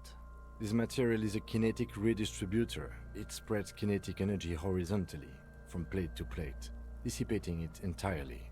See? Faint Organic lines cover the plates where they separate into smaller ones. These plates then divide into smaller plates until there are hundreds of them altogether. Like whirls of floorboards, the design looks organic, influenced by highly resistant wood materials like lignum vitae and ebony perhaps. If trees were made of porcelain, this is what their cross-sections would look like. The smooth, glossy surface fractures into ever more intricate interconnections, peaking on the right sabaton, where you notice. The whirls are in the shape of a letter and number combination, E50, 100, 1000. Good. Can you read it to me? We have a make and a number. That's something. We can use the radio in my kinema when we're done. Either station can chase it for us. The cadaver slowly twists on the cargo belt, his torso covered in tattoos and extremities blotched pink and blue. As you narrow your eyes, the monster before you blurs into a violent mess of green and pink. This is a trick. You've done it before. Pink is where the blood settled in the first hours post-mortem. You can use it to see if the corpse has been tampered with. Does his position at the time of death match the discoloration? Only the lower extremities are pink with a dash of blue. His fatted hands, thighs, and his neck, just above the noose. The rest of the corpse appears dark green in the cold spring air. I see it. His neck too. The lividity goes right up his chin. We have good, well-pronounced discoloration here. The monster comes back into focus, an explosion of color, coursing with dark marbled veins. His stomach appears pregnant with something. Black liquid streams down his thigh and onto his boot. So, what do you think?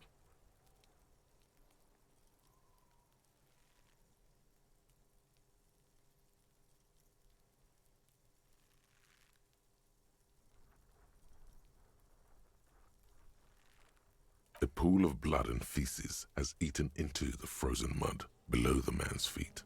Purge liquid is dripping into it, drop by drop. The victim appears to have contained no more than half a kilogram of digestion at the time of death. The fuck he's saying? Talking about shit.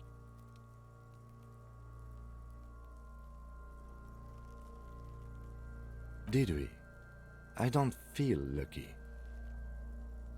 Agreed, especially on the neck. The belt acted like a tourniquet, keeping the blood in his head. The hypostasis supports a hanging.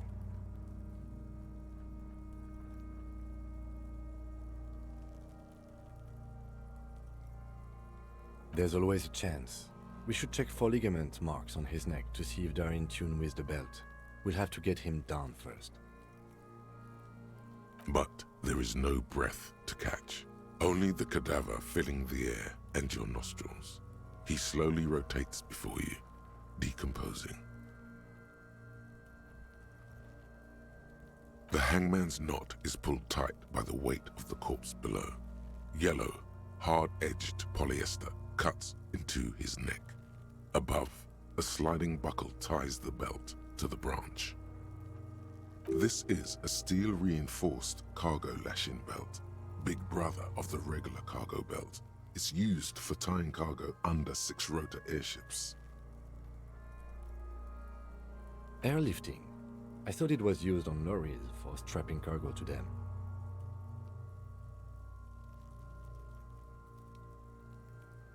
The local harbor uses 6 rotors to shuffle containers around. I get the sense they use whatever was on hand without paying much attention to not incriminating themselves.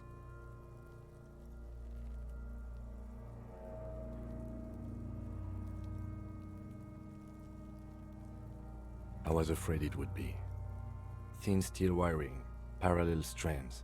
This makes getting him down more problematic than I had assumed. The brief suggested as much, politically motivated by the ongoing strike. Did you not get a briefing?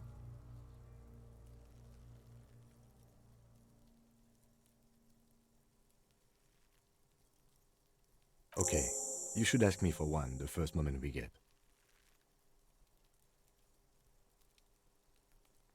The cadaver hangs from the cargo belt, limbs limp and torso covered in tattoos. An intricate web of blue lines stretches across the torso, from the right shoulder to the solar plexus.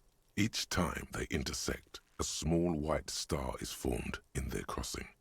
Hundreds of fading asterisks riddle his skin. Their concentration is highest around his heart. His corpse is marked by stars. Alcohol and heartbreak.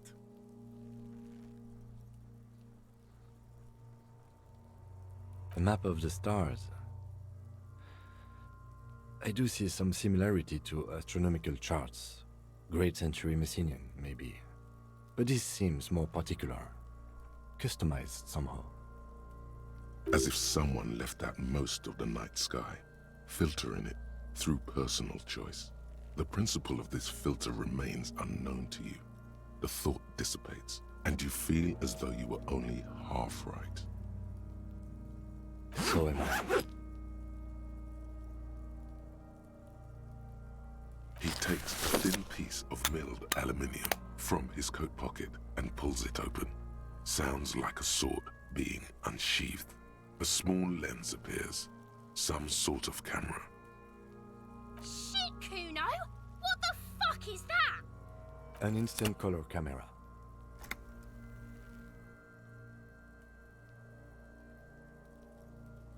I have only 2 ampoules, so nobody move. I don't want to waste one. A sound, a shrill flash, followed by the breaking of a small ampoule of glass. You see streams of color pour onto the thick, glossy piece of paper, rolling out. In case we need it.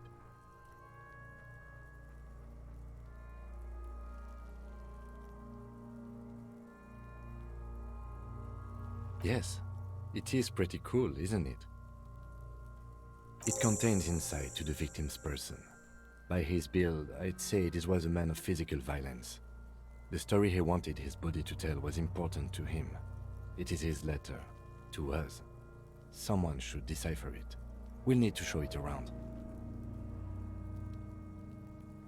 Here, a souvenir. Don't lose it.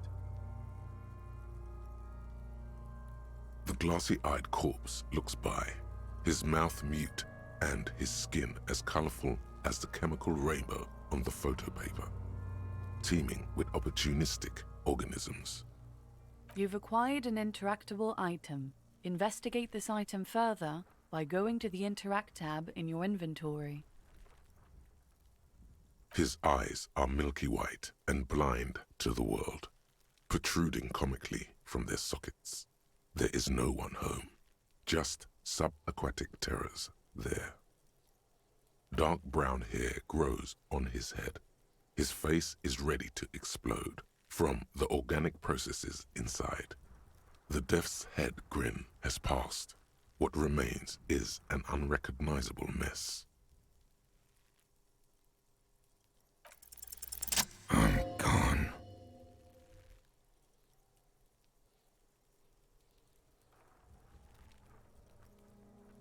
Into the wild pale yonder. In the past, way out in the west. I'm a joke. Look at me. There is nothing funny about jokes either. A killer, a motherfucker, and a killer. Go ahead, Gobbo. What do you mean? It's the power of your imagination. Yeah, man! Don't be crazy! Inanimate objects and dead people can't really talk to you.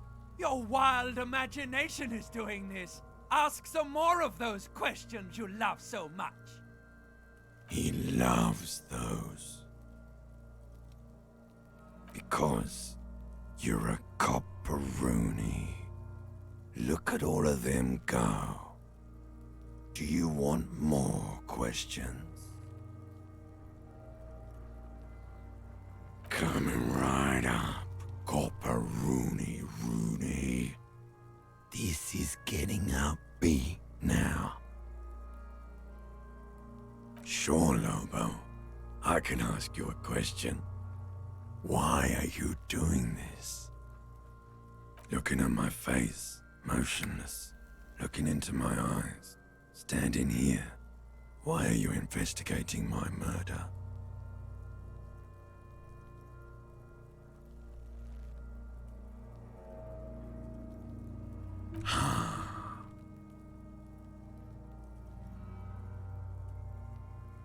Something is on its way. Something hidden. It's coming. A miracle from the northwest, and it's almost here. You can feel it in the air, on your hands.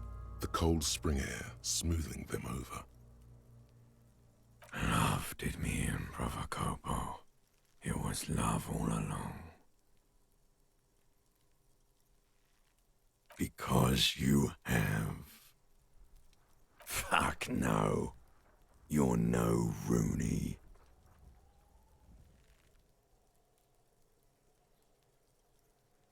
Listen to yourself. You're not a Raphael anything. You're probably just Harry or something. That's right. Harry. You can be anything you want, Brother Copo.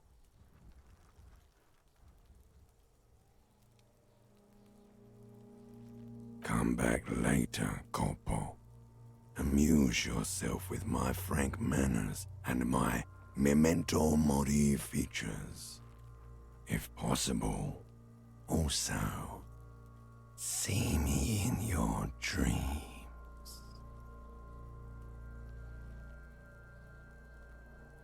Are you sure we finished the preliminary examination of the cadaver? We might miss some of these things once it's done.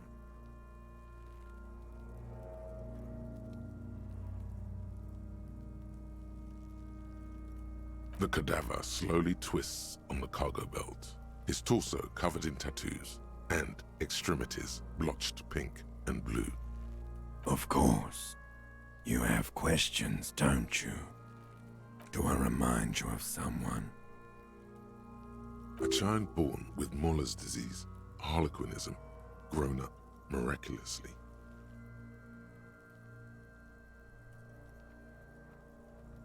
You sure I got out of that one, Coppellini? Come back later, Corpo. Amuse yourself with my frank manners and my memento mori features. If possible, also, see me in your dreams.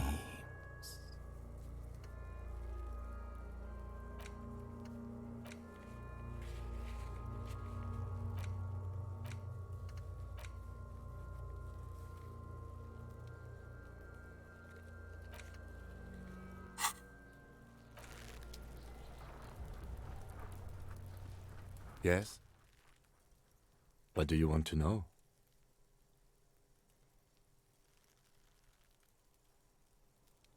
I'm afraid you and I are pawns in a pissing competition. You don't know? I assumed you were in on it.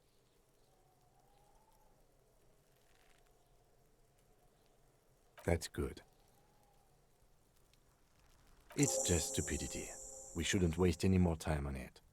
If you want my take, ask me after we've inspected the victim. Was there anything else you wanted to know about the case? Ah, yes, the case brief you missed. Now I remember. 3 days ago, the RCM Emergencies Desk received a report about a security guard who was found hanged in Martinez. An anonymous caller said there was a dead body behind the Whirling in Rags hostel cafeteria. The cadaver had been there for 4 days. No one had come to investigate. During that time, the victim had been stripped of his belongings. The caller did not identify him, but used the word lynching. There is an ongoing labor dispute between the local dock workers and the logistics company Wild Pines. I was told we should approach the death as part of this dispute. They didn't identify themselves in any way. The tone was muffled using a device of some sort. The desk could identify neither the caller's age nor sex. There's a strong prejudice against involving the RCM in what's seen as union matters. The dock workers' union is the de facto police in Martinez. Now it appears they've started executing too. We cannot allow that.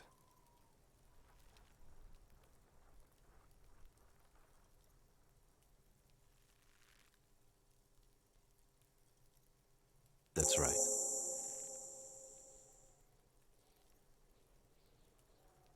No, it's not a particularly mysterious case.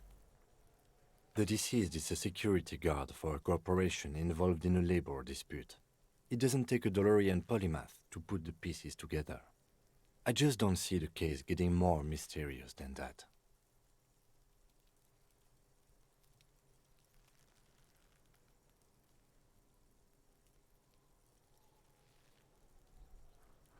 I can assure nothing like that will happen. Do you know why not? No, something isn't happening, because it's not part of reality. So desperately mundane. You need to funk this case up. There's something the lieutenant isn't seeing. The universe is too irrational, too morally complex. You should convince him. Good.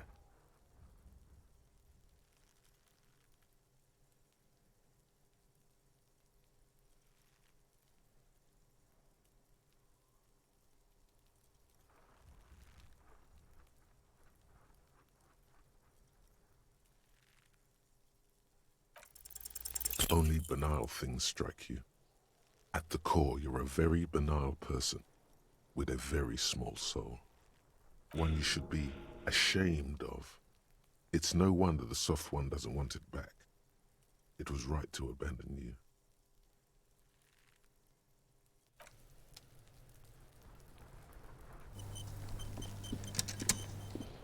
Can't you see I'm throwing rocks? All right, entertain the Kuno. Show me what you got. What you got there? What you got, huh? Show me what you got. Right, pig. This is where Kuno plays with his little wooden choo-choo. What do you want with it?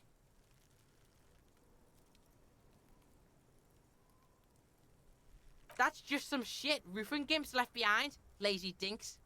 There it is. That strange feeling again. As if there was more than meets the eye about that pile of roofing material.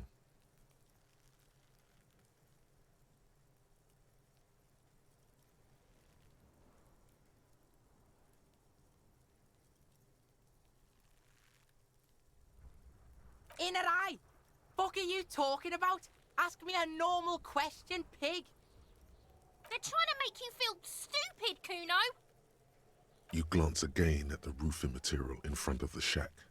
Yes, you should go back there. That's just some... There it is. That strange feeling again. The fucking well! The fuck are you talking about? Ask me a normal question, pig. They're trying to make you feel stupid. You glance again at the roofing material in front of the shack. That's just... There it is. The fuck are you talking about? Trying to get you to talk gimp, Kuno. Don't talk. We are way beyond normal already. We are in the star chamber.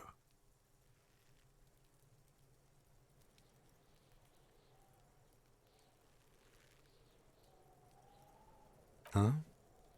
I have no idea what you just said. Are you having a seizure in Kuno's yard now?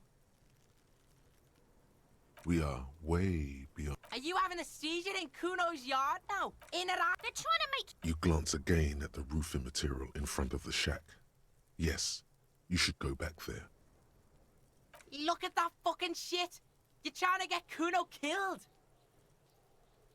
fuck does Kuno know? Kuno's not a fucking acrobat. The lieutenant takes a quick note in his notebook.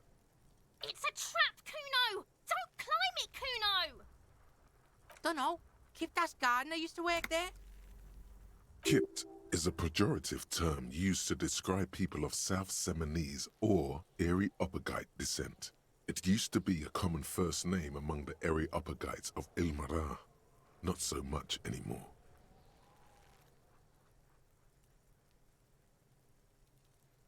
Look, Kuno doesn't explain shit. Kuno just says shit.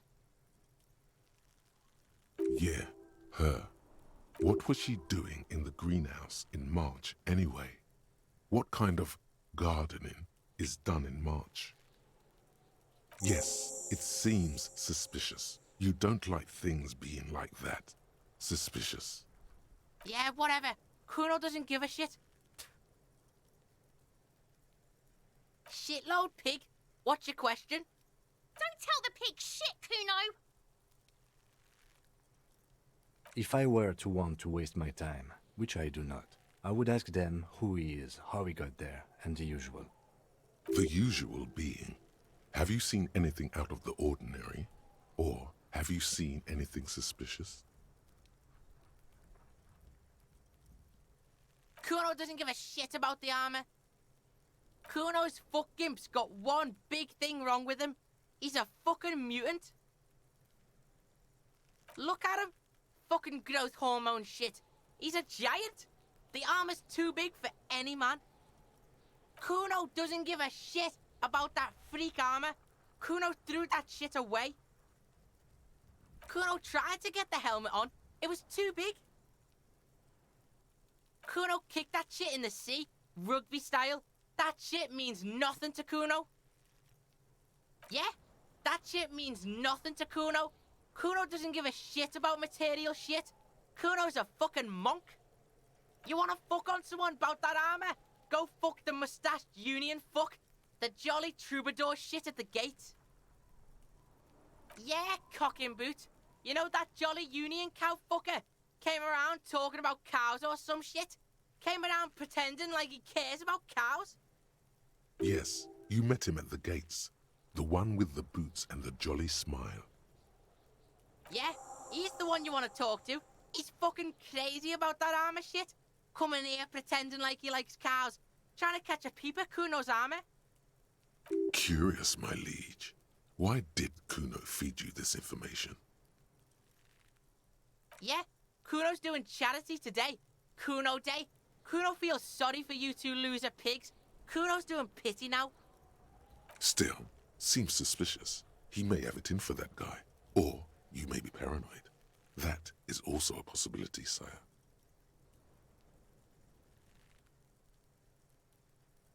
You're testing Kuno's patience here. Get lost,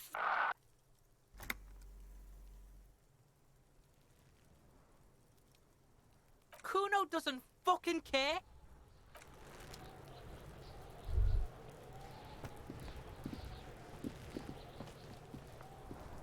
This trash container is locked. The sliding lid has a padlock that says, whirling in rags. There's something in there, not necessarily connected to the case, but still. The body is downwind from here. Maybe you prefer the smell of garbage to the smell of death. The lieutenant leans in to inspect the lock. We could try using a pry bar. There's one in my motor carriage, or we could ask for a key from the manager of the Whirling in Rags. He probably has one. He might also have information. This is better than the pry bar idea.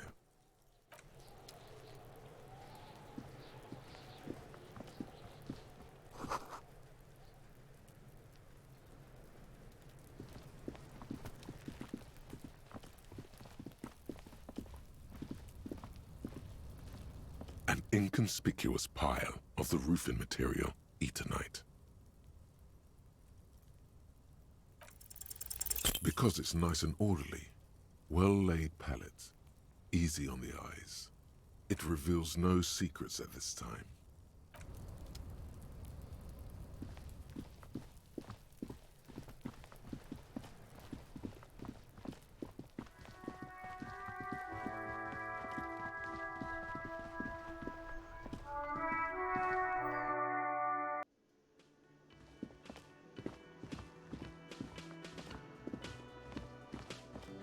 can I help you? Mine? No, it belongs to the Whirling in Rags. Thank you for clearing that up. Why do you keep the container locked? Why? To keep the hobos and drunks out. That's why. And the neighbors too. They put their trash there and they don't pay for the garbage company. I thought as much. And are you the only party with access to the trash container? Well, yes. Us and the garbage disposal company. It seems a little callous, doesn't it? Something stirs in you. Prod at him and find out.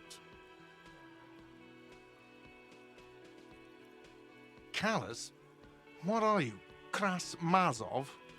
Almost all establishments in Revachol keep their trash locked. The Whirling in Rags is not special in that regard. Krasmazov, nom de guerre, was an economist and a historical materialist. He was a leading figure on the Grad side of the Centennial Revolution, where he headed the 9-day government. Mazov is considered the father of scientific communism, Mazovian thought, or Mazovianism. What are we talking about? Was this not about the trash container? Was there something you wanted? What for? Mazov? Are you planning to nationalize my trash container? It concerns the case. Please cooperate. Just bring them back once you're done, please.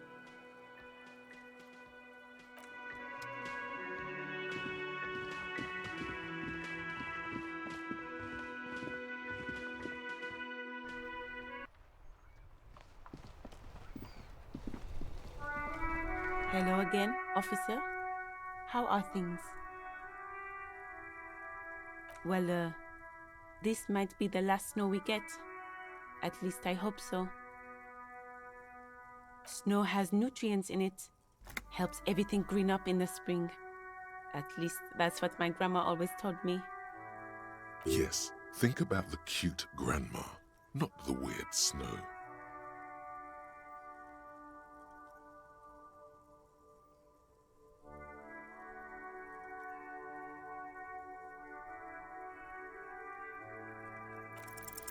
Stop looking at her. Look around. What do you see? That's right. And the canal, the bookstore, the harbour gates. This is a great vantage point for keeping an eye on you. No, of course not. I don't understand what this is about. The kid did this, right? The red-haired rat? Can't say a sentence without or kipped. He's always giving me trouble. Maybe you shouldn't be. I mean, you do your job, but that kid is beyond help. And he certainly won't help you. You've been resting here for quite a while, haven't you? Yes, I'm tired. I understand. The RCM isn't welcome here, and the locals want to keep an eye on us. There's silence, the smallest of smiles. That's okay, miss. Do what you have to do. I think we're done here. Let's go.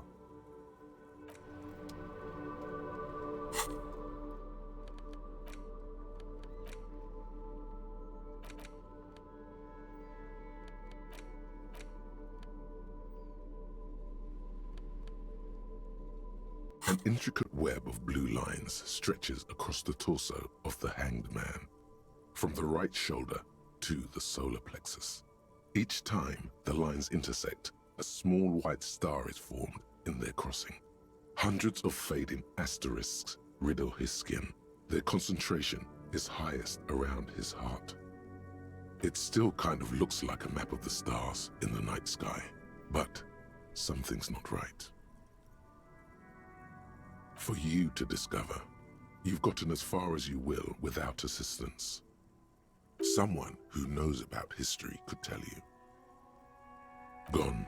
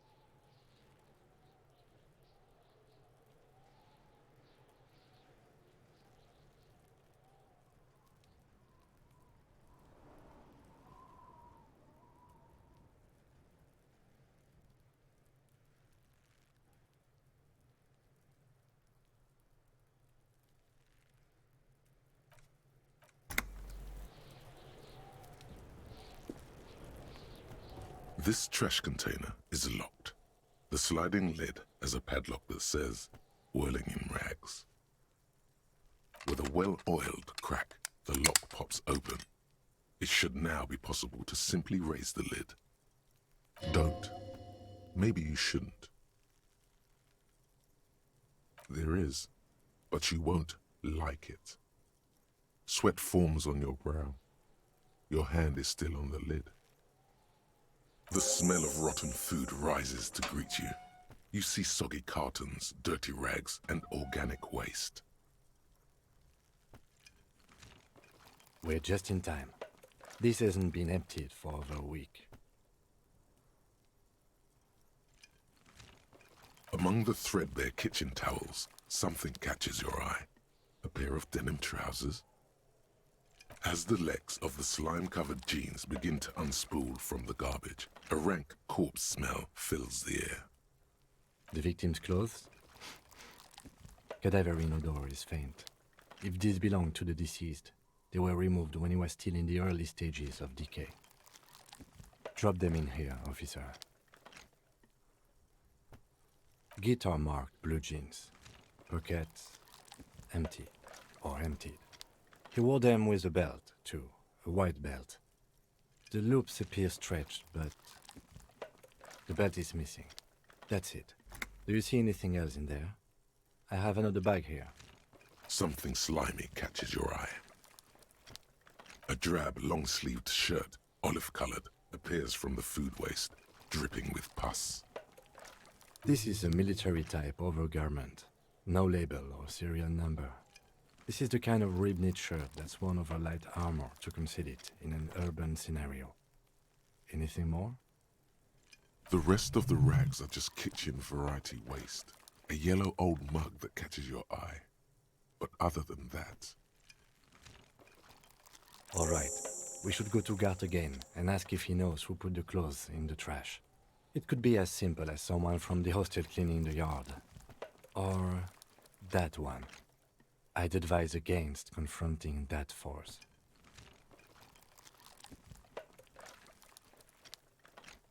Not really.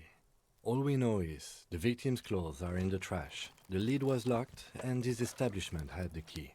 It's just a small loose thread. The lieutenant nods, then looks back into the trash container. You pick out a broken mug with an oddly racist depiction of the yellow man frolicking in saffron. Only in its social sensibility.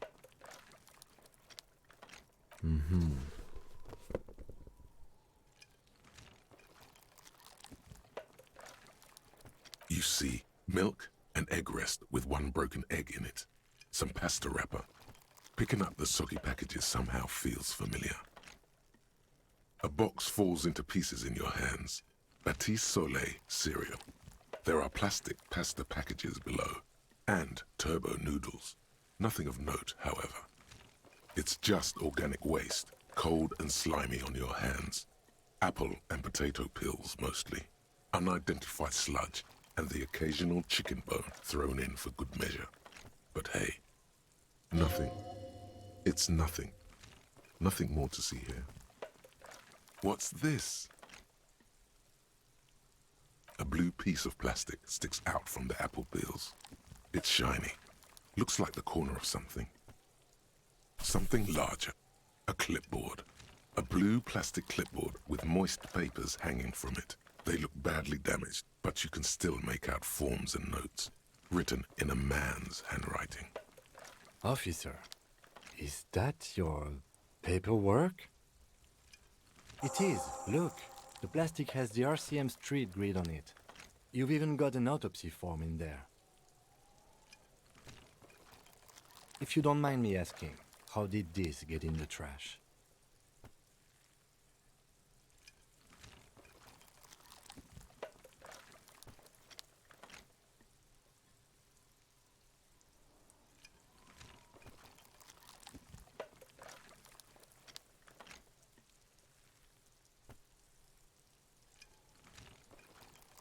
Well, lucky we found it. You should take stock of what remains. just to be sure some has not made it into the hands of the RCM's adversaries. Organized crime and the like. There might have been police secrets in your notes. It would also not hurt to start taking notes on the case. Now, tell me what your eagle eyes see. Or are we finished? Some items, such as the ledger you found, are interactable. Go to your inventory and select the Interact tab to read your paperwork. The container sounds a muffled gong.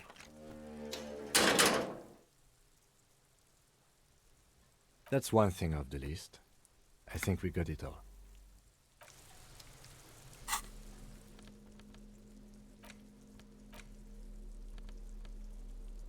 It's just a racist mug.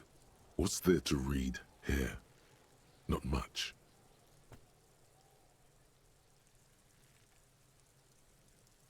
Oh boy, here we go. What are you going to say about a broken, tossed-away mug that you dug out of the garbage?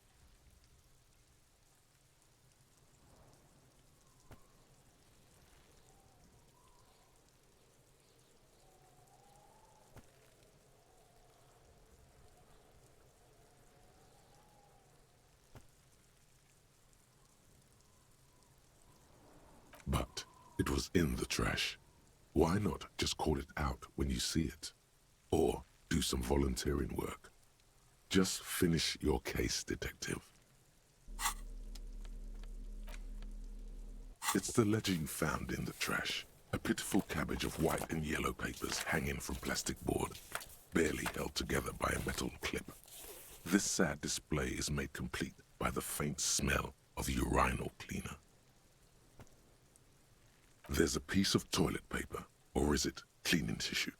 No, it's toilet paper, desperately sticking to the back of the blue plastic clipboard.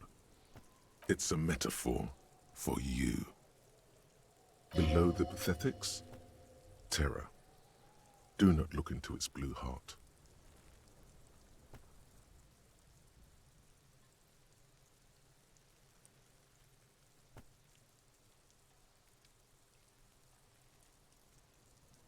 It's made of dark blue plastic, hard enough to beat someone to submission with.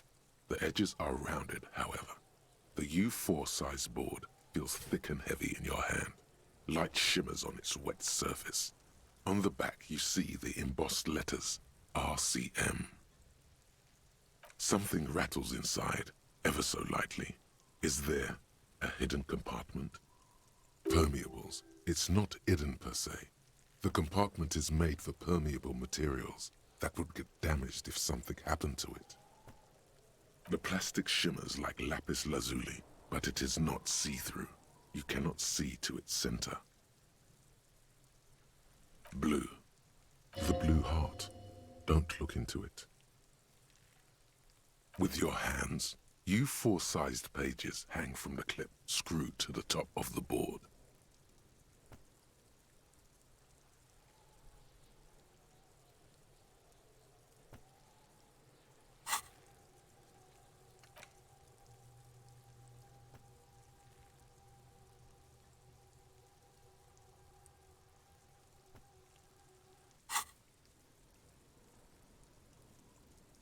They're not exactly white. They're yellowed in patches by sunlight and alcohol, and covered in dense blue handwriting. Ink escapes into watercolor patterns, reaching its tendrils across entire pages. The paper itself is checkered, with faint red lines, forming short paragraphs. Once in a while, there's a red stamp that exclaims, "Case files commit to paper." The case files themselves are plenty. You count more than 100 sodden, crumpled up, earmarked pages falling apart in your hands. They appear to be sufficiently organized and extremely dense, if mostly illegible. Work, strife, poverty, the Jamrock Quarter. These are handwritten logs of investigations dating back to January 51, this year. The exact number is hard to estimate due to missing pages and an odd naming convention. But there are at least 20, maybe 30 cases undertaken, not completed, mind you. It's the middle of March. You have attempted 2 cases a week on average.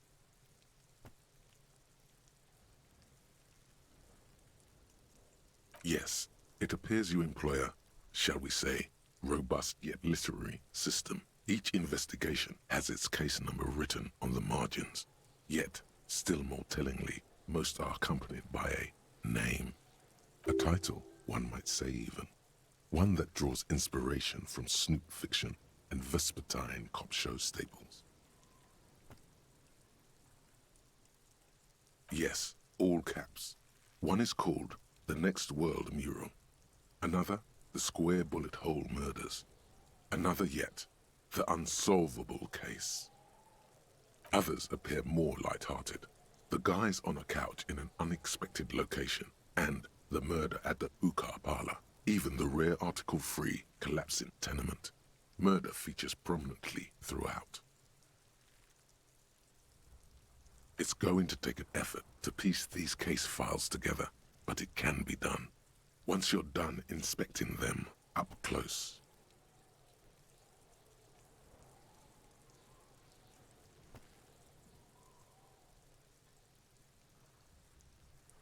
There is, for precisely one more. 15 pages near the end remain untouched by the damage. The checkered grid forms a structure of passages, breaking the case into subtasks to accomplish. Once all the tasks are accomplished, the case is complete. Sadly, the ledger only comes with an old, worn-down lead pencil. It's unfitting of this monumental event. The lieutenant looks at his blue notebook. 2 fat, shiny pens hang from the binder, like large caliber bullets on an ammo belt. He is not really saying anything, just standing there, looking at them. Know that I give this to you with resentment. The tasks you've completed flow out of the blue oblong pen in a brash freehand uncannily similar to the rest of the letters. The wording comes easily. It's almost robotically simple. A language developed for mental rigor and simplicity. Inspect the victim's body. Interview the cafeteria manager. It's not exactly poetry, but poetry would be out of place. A satisfying slash sounds across the paper. You're done, it seems to say. And you, and you. Things to be done and things already done. The composition of reality. This is an extremely useful tool for a detective of the citizens' militia. Now all that remains is to name the case. No, actually. Any ideas?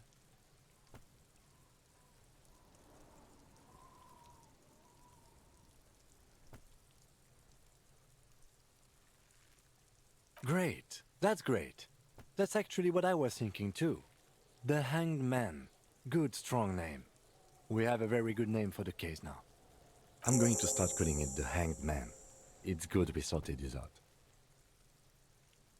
Huh? 2 complex cases to undertake is a lot, yes. You really have to push yourself. I would not suggest it, lest you start making mistakes. 2? That's a lot. I didn't mean to say you are making mistakes, by the way. That was presumptuous of me. That's okay. We all do, sooner or later. Like a fan of gills, the checkered papers dry in your hand. The handwriting is extremely dense, if mostly illegible. You don't exactly close them, so much as distance yourself from the smelly papers. They're a little further from your nose now.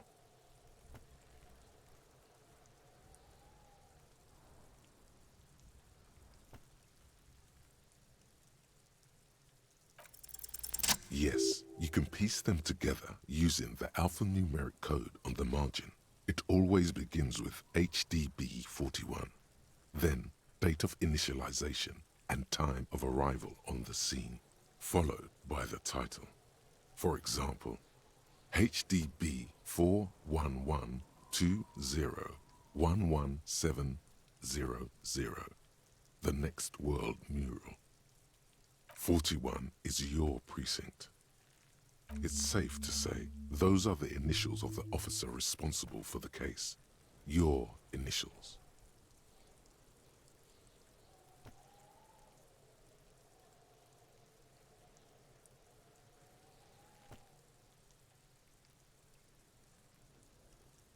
Feeling isn't really the jurisdiction we're in right now. Probably for the best, because HDB feels like bad news from yesteryear. Like shit, honcho. It takes about half an hour to piece one together, using the system you've devised. Where do you want to start? This one is relatively easy to reconstruct.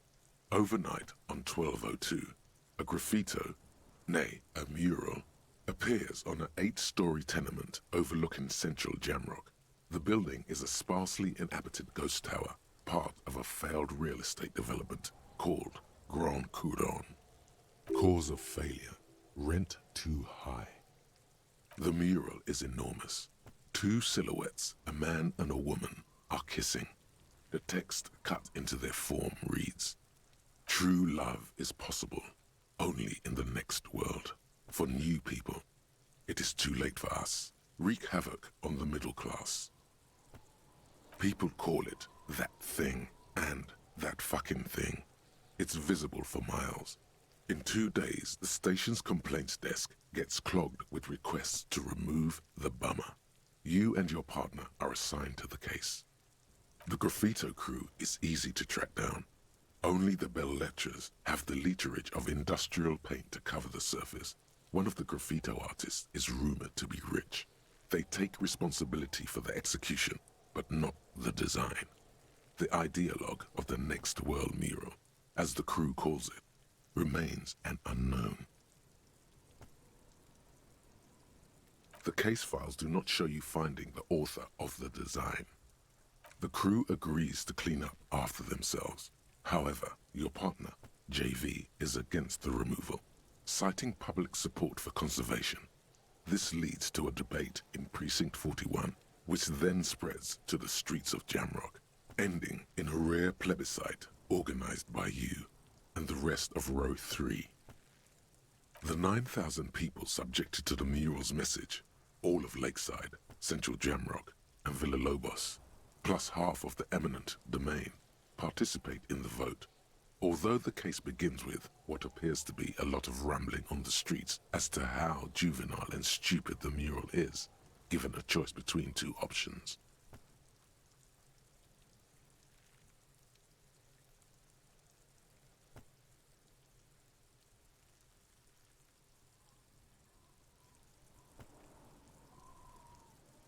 A staggering 78% of voters choose to keep it.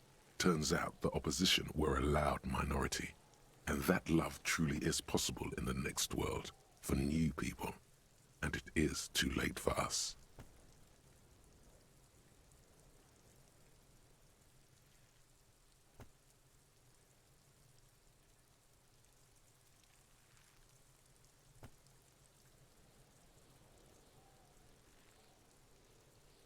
Did anyone ask you what you believe in, man with the smelly toilet ledger? What do you want to tackle next? Or are we done? AKA Leslie and Burke. AKA the public indecency drunk and the property damage drunk is a cursed case. It has been passed from unsuspecting officer to unsuspecting officer for 10 years. On January 29, the unsolvable case made its way to you. Why you accepted it, it is unclear. Every officer, and indeed most civilians in Jamrock, know it's unsolvable. You were so drunk you didn't remember what it was when you signed on. That, or you were high. Leslie will always take his pants off when he's drunk. Burke will always trash everything. It's just what they do. It is their nature. You cannot change the nature of a man, and you can't lock them away because public indecency and small-scale property damage are not punishable by incarceration. The only way for Leslie to stop flashing his genitals to bypassers and for Burke to stop dismantling signage and rear-view mirrors would be for them to stop drinking alcohol, which, in their 40s or 50s, it's hard to tell because of their distorted features, is a medical improbability on par with you ceasing to produce the expression. You would think that, but you're wrong. Where's the fun in exposing your genitals or breaking stuff in your own home? No, Leslie and Burke are on the corner of Main Street and Perdition, because that's where the action is. Can you keep yourself off the streets? Threatening fines, dragging them to the station, locking them up in the hellholes they live in, locking them up in the station, hypnotherapy, even trying to get the local gang of Zemyaki to take them out. The Zemyaki gave them ethanol, so Burke and Leslie would expose and rampage even harder. You tried it all, and still the complaints wouldn't stop, as they hadn't stopped for 10 years. It's plain to see from the files that you, Satellite Officer JV, and Special Consultant TH had more important cases to attend to. You uncover cross-reference to several ongoing investigations, each brought to a standstill every time you drive down Main Street. Because there they are, on the corner of Perdition. And what is Leslie doing?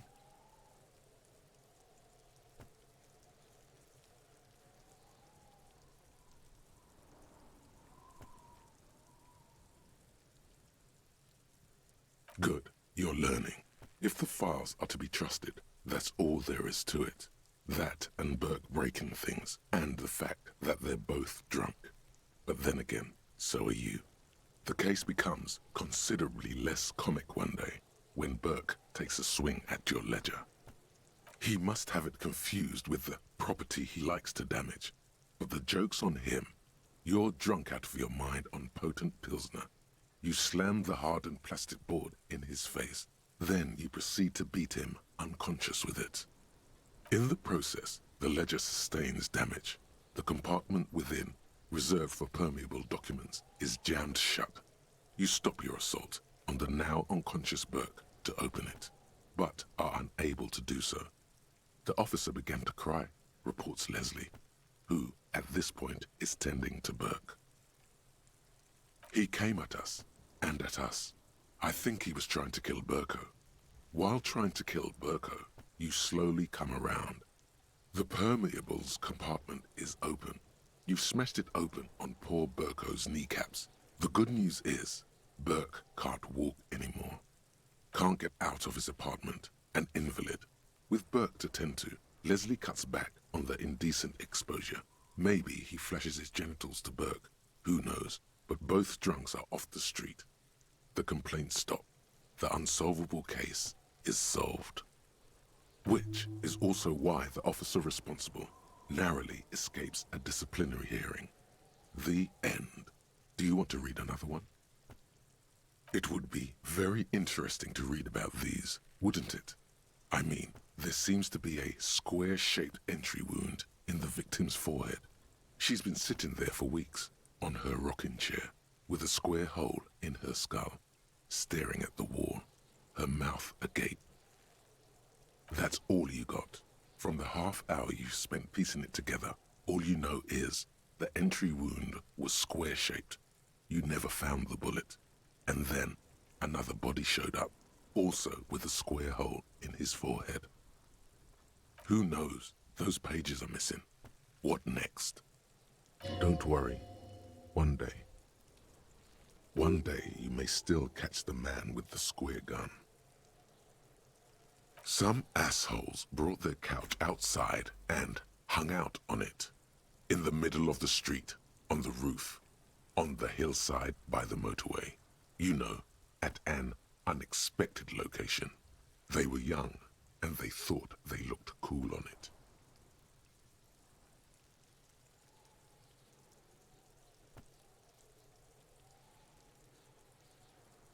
Insufferable dicks. Young people are the worst. So anyway, you got a complaint about the damn sofa, or couch, or whatever it is. They were leaving it out in all these unexpected and whimsical locations.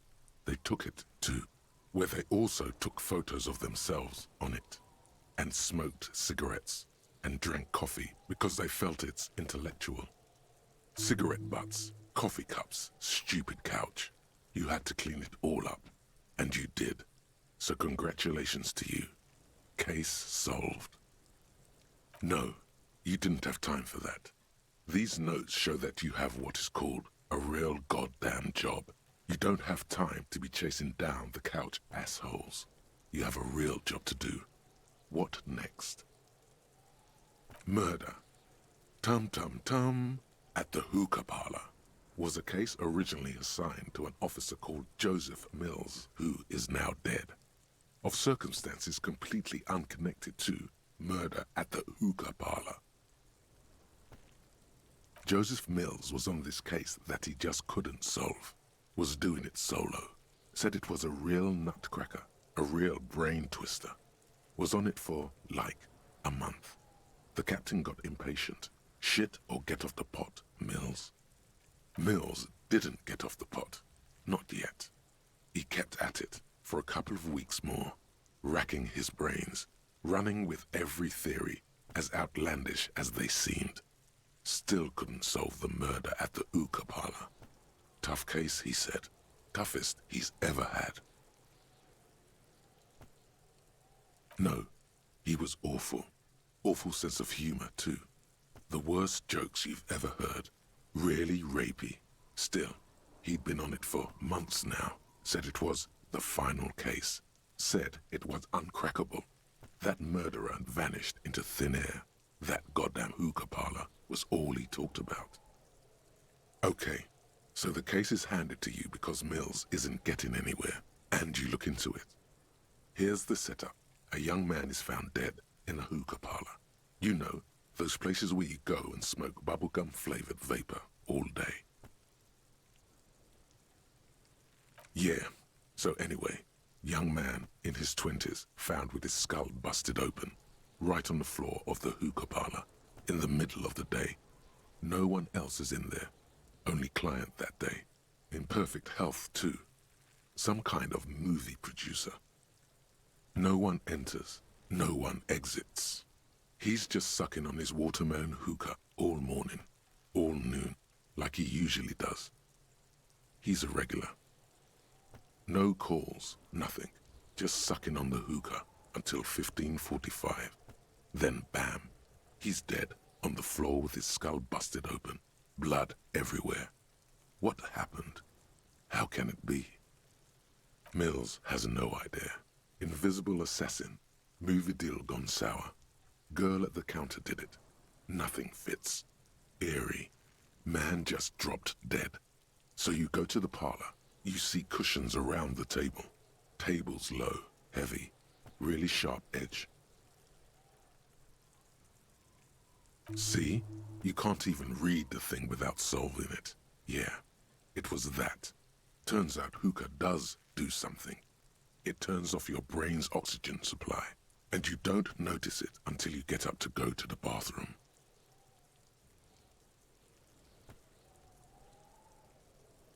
Smoking hookah. Didn't you hear? I don't know.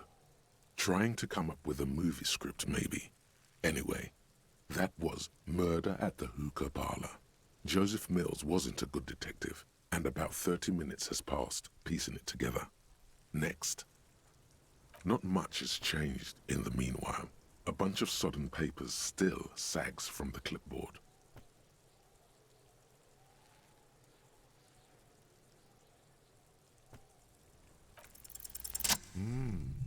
The two sides of the board appear slightly misaligned, like a drawer that's come off its slides. If you bend the plastic on your knee, slowly, the slides snap back into place. It should be possible to just, you know. Without resistance or sound, the two panels move against each other. The compartment is now open. 2 ticket stubs and a handmade postcard.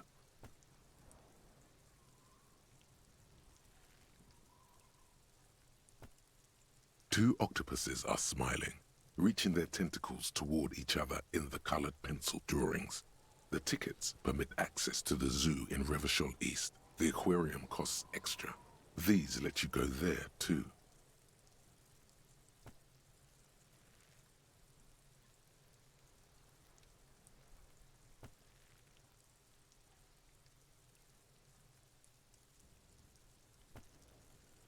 words just crossed your mind somehow. Who do you think? Thin wax paper has been glued to a piece of cardboard. Sounds like leaves rustling when you pick it up. You see violet flowers, floral patterns, patches of glue.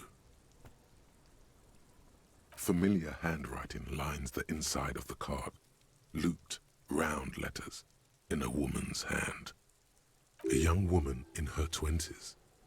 There is care, effort, and a smile, you think. Although that is not something you can read from someone's handwriting. Harry, it begins. You're already reading. I wanted to write you a letter so you can read it when you wake up. Maybe it will make you happy. Throw it away, please.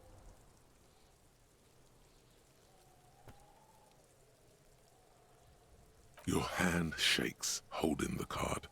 Every morning when I step out and you're asleep behind me, it says, I find a little piece of sadness in me.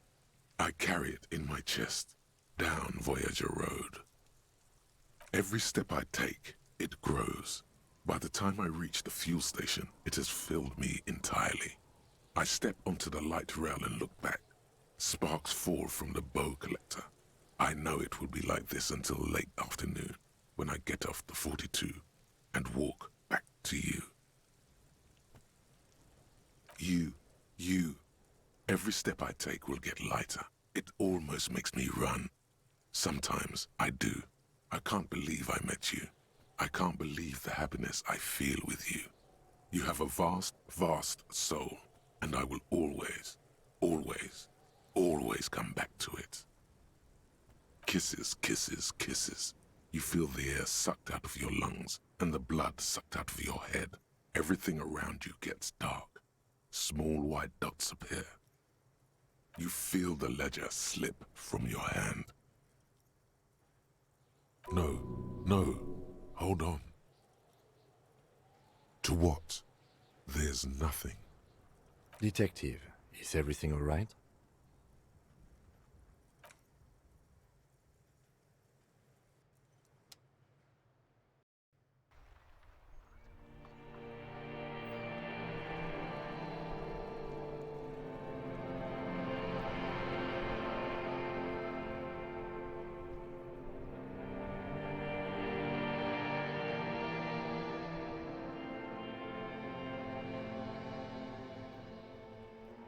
There is nothing.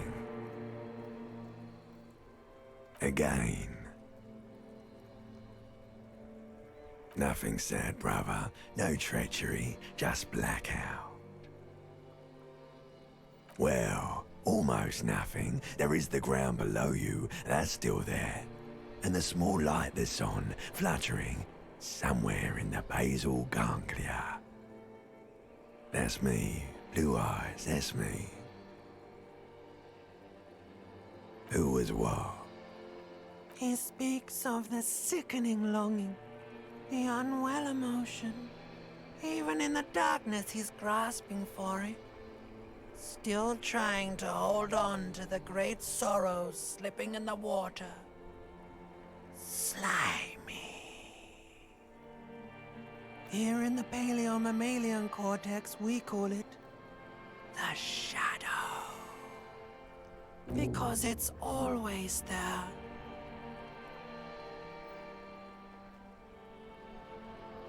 There is no Voyager Road. There are no roads, no houses, no lights in the windows. It's all on pause. Bloated corpse of the past resurfacing. Beautiful. Believe me, stupid ape, its lack of beauty was not the problem. You think they would let you?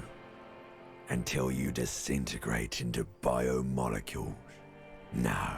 Someone is breathing on your face now, inspecting your pupils, stupid idiot. Yes, they're pouring something on you. It's in you. And it's It's delicious. Glowing lights on a dashboard emerge out of nothingness. In the upholstered cabin of Lieutenant Kitsuragi's motor carriage, seated in the driver's basket, the air is thick with leatherworks and heavy fuel oil. Cold water runs down your chin. Drink. Water. The water is cold, silvery, the stuff of life itself, as it pours down your parched throat. The pounding in your head recedes. The darkness parts. Drink. You haven't drunk water in 2 days. Did you know the human body is not made to survive on alcohol alone? You need a secondary form of hydration. With greedy gulps, you down half a liter of cold water. Some of it spills on the driver's seat. The lieutenant pays no heed to it. What happened?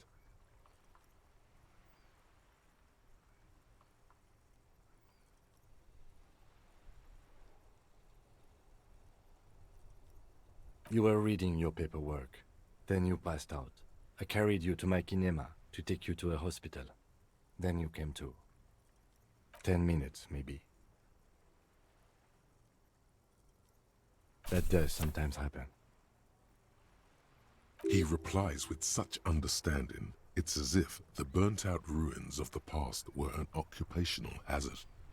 Athlete's foot for cops. You dropped these. Are you okay to proceed? Good. The Ledger of Failure and Hatred is a special item that can be used both as an interactable and a tool equipped in your held slot for skill bonuses. Find it under the Tools tab in your inventory.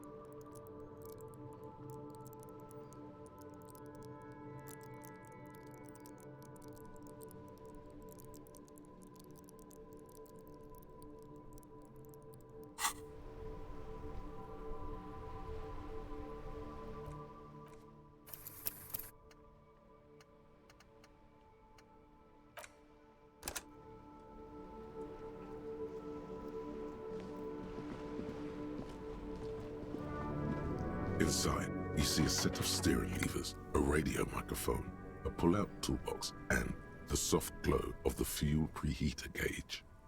This is Precinct 57. How may I assist you?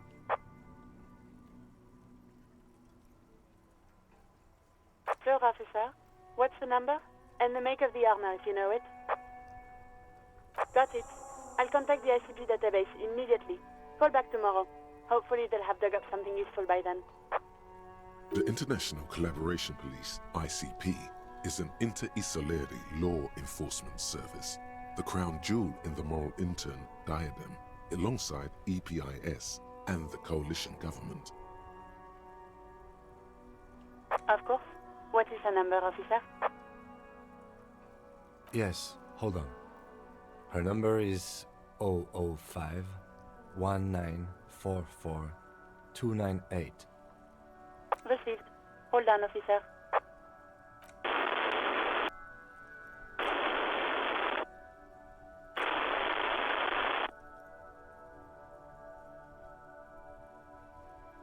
Give it a minute. She might be busy at the moment. Takes a bit to get to the phone.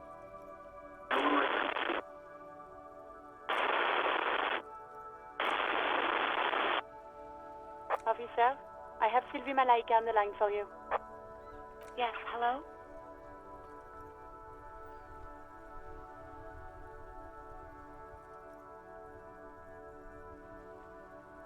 Oh, right. Hello, officer. What can I do for you? You can hear resentment in her tone. She's not thrilled to be talking to you again. There is no resentment in her tone. She wants you to ask her out. No question about it.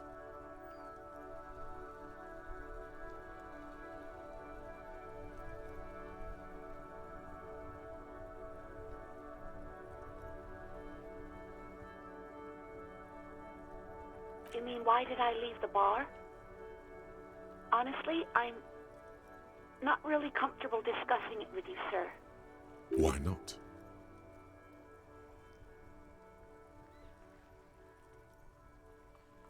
What?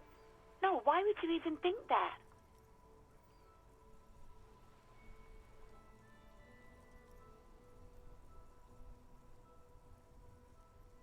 Please, don't bring Gar into this. It's none of your business. I already said I don't want to talk about this. You're messing everything up again. No, not me.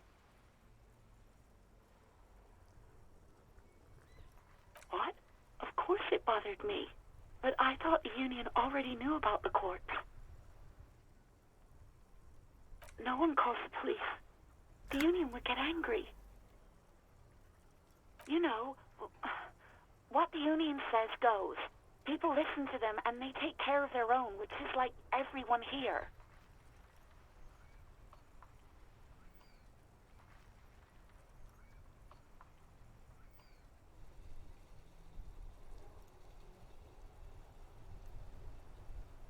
Legally, no.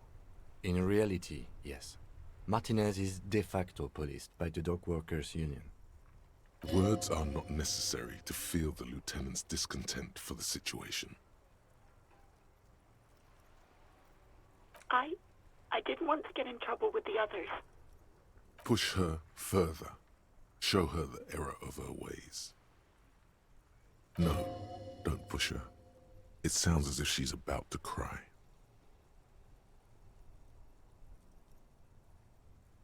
The other people who live around here. Local people, I didn't want trouble. Her voice is resigned and weak. You don't live here. You don't understand. Squealing is frowned upon here. Everything is dealt with, well, by the Union, internally. Please, I just didn't want any trouble. You do? Oh. What else can I do for you? No, sorry. I don't. Not a lot of people have phones around here. Copper thieves take the wires. People don't have the money to have the cables put in again. They use the Union's phone, or the one on the coast. So the Union has a phone, and there's one further down the coast. Got it. It was someone else. We'll find them sooner or later, officer. It just might take a while. Yeah, go on. Yes, I know who you are. You're a police officer. The law. This exact conversation has happened before. Establishing authority before this young girl seems to have been important to you in the past. don't go there again. Oh, no, I haven't, sorry. Real policemen have uniforms too, by the way. Where's yours?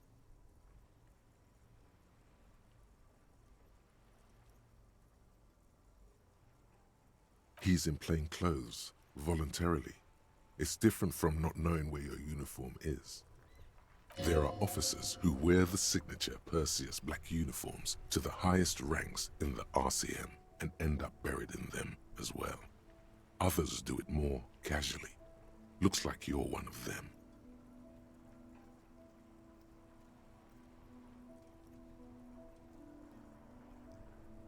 Well,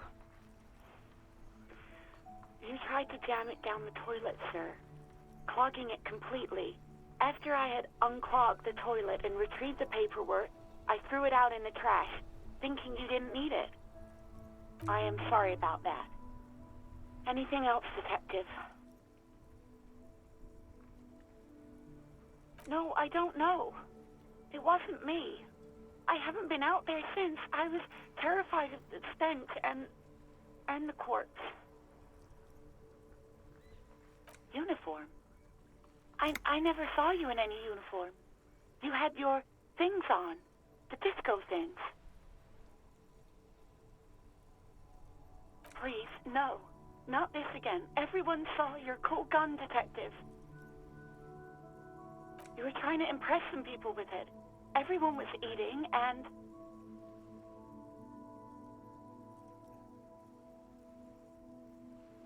Great. Anything else? I do hope so. Please, don't call me again. Bye.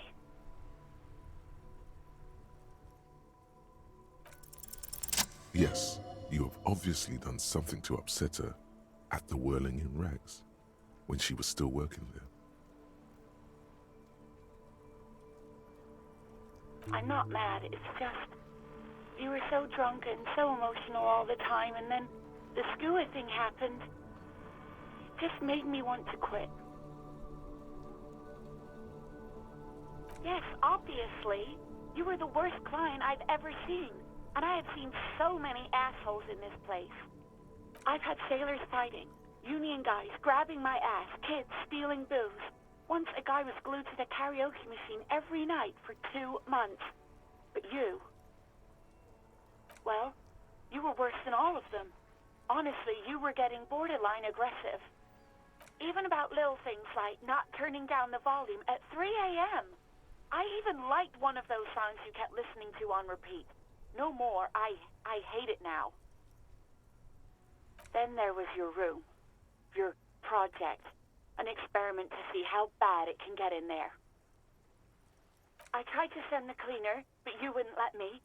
Threatened to make me understand. I had no idea what you meant, and I don't want to know. And then you screamed something about how you're a piece of shit human being, and why does anyone even let you work as a policeman? That you'd fire yourself, but you can't even do that. And then I had to deal with your toilet, the one you clogged with police documents, causing water damage downstairs in the kitchen. I won't even mention you waving your gun around, harassing customers, threatening to sing karaoke, threatening to kill yourself. No, you really weren't. You were simply the worst.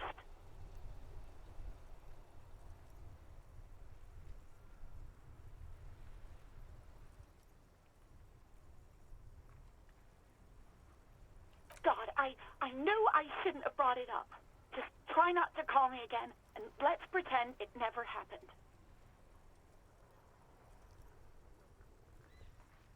All sorts of things. The OO, some disco, rock too. So much disco and rock. Which one would that be? Sad? I think the one you mean is the smallest church in Saint-Saëns. Butchered that right up. Interesting. You still have to find it, however.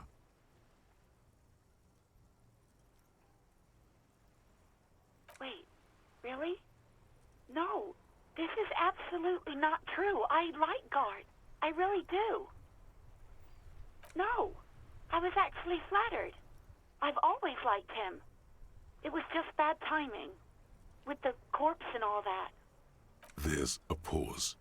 You can almost see her on the other side, the telephone cord coiled around her index. I didn't know what to say to him later. Then you came and destroyed the place. So I left without explaining. I should have told him, maybe. Okay, but please don't mess it up. Please don't take out your gun or something. You hear a sigh of relief on the other end of the radio. Wordless, the call breaks. Then, the already familiar voice. Anything else I can help you with, officer? 57's over and out. In the cabin, you see a set of steering levers.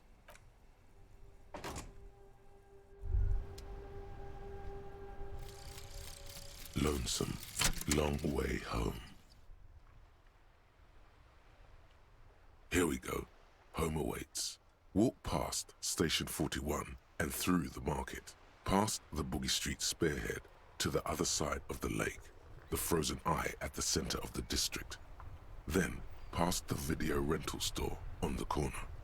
There, at the end of a street lined with pine trees, a small house no larger than a matchbox. 11 Voyager Road. You no longer live there. Those times are gone. And so are those people. Why did you come here? Why are you still here? And where's the dealer? You have to get back to work. That's all you have now.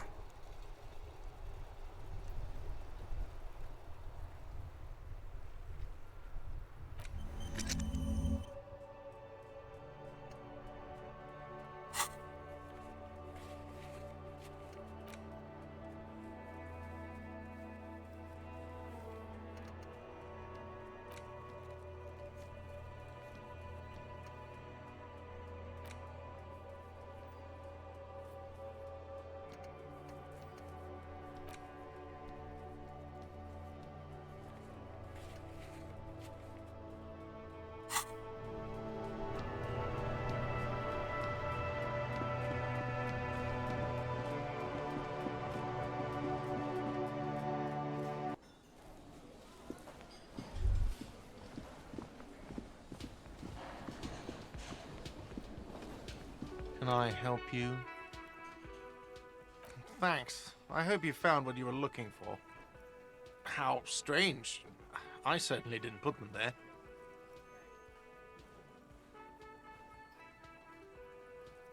Sylvie had the keys before I got here, and I can vouch for her. I can vouch for all my staff. None of us would tamper with the crime scene. The trash collection service? CS Municipal. I don't see why they would put anything in the trash, though. Ah, the elusive CS Municipal. I doubt we'll be able to track down who was sent here last and when. This will have to be one of those little threats that solves itself down the road. Thank you anyway.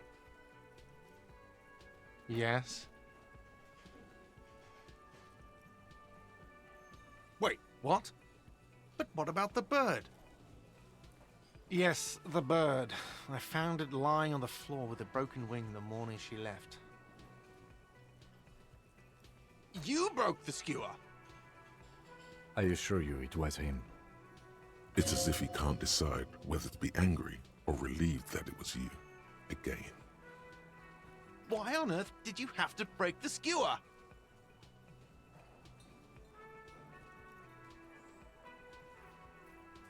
I can't believe it. I was so sure it was Sylvie. Even worse, I thought she was trying to send me a message. Symbol of hope and all. A tender type of hope. Something stirs in you. Perhaps this is why you broke it. All right. Did she say anything else? About me, you know? Did she say anything about me?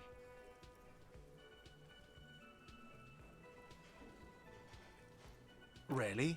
I should give her a call then. Thanks, I guess. Was there anything else you wanted, or... Another thing. Great. I love those. Yes. We should find out who this Lord faction is. We don't. You glance at the clock on the wall behind the manager. Huh.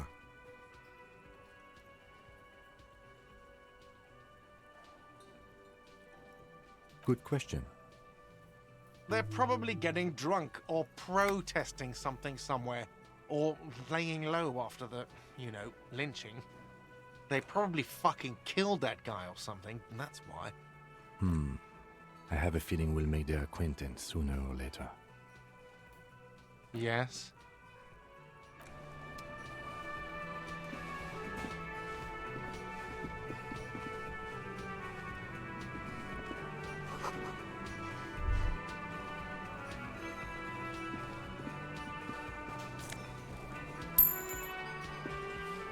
A thin man is smoking below an exhaust hood, occasionally sipping from his mug.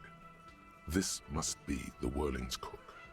As you step in, he nods toward the table and says something in a completely foreign language. The only words you can make out are Garancy and Kubek. Okay, it's definitely not his name. Whatever you do, please don't call him Garancy Kubek. Please, it's not funny. The man puts his cup down and replies something, his left hand drawing arcs in the air. He smiles and bangs his ladle against each of his pots in turn. It's almost like music, especially with the sounds of assorted dishes boiling and simmering on the stove.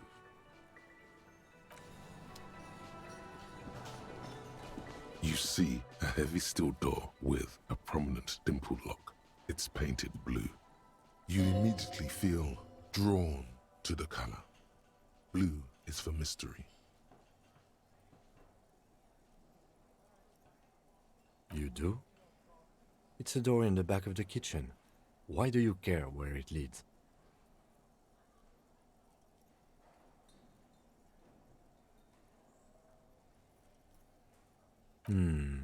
Yes. I suppose it's worth seeing if we can get in. Just to be thorough.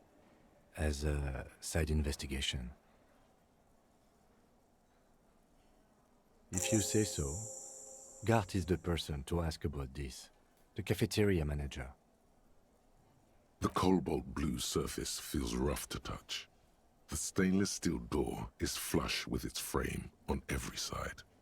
The door does not budge.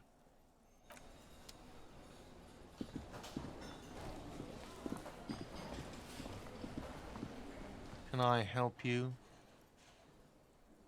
Another thing. Great. I love those.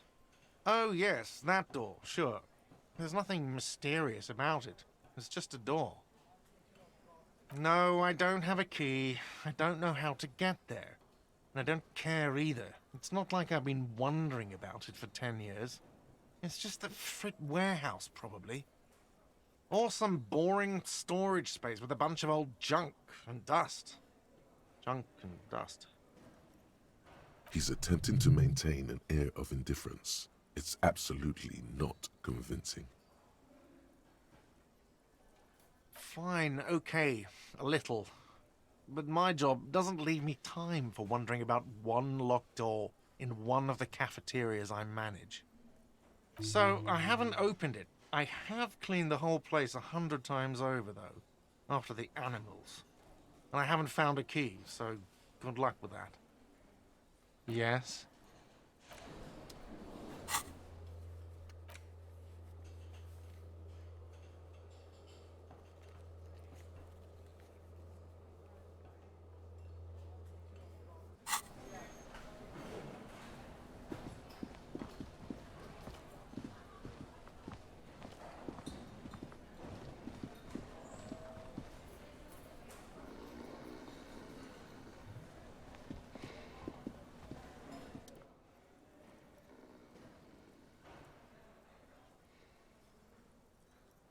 On the counter, rolled out of his open hand, you see a blister pack of headache medicine.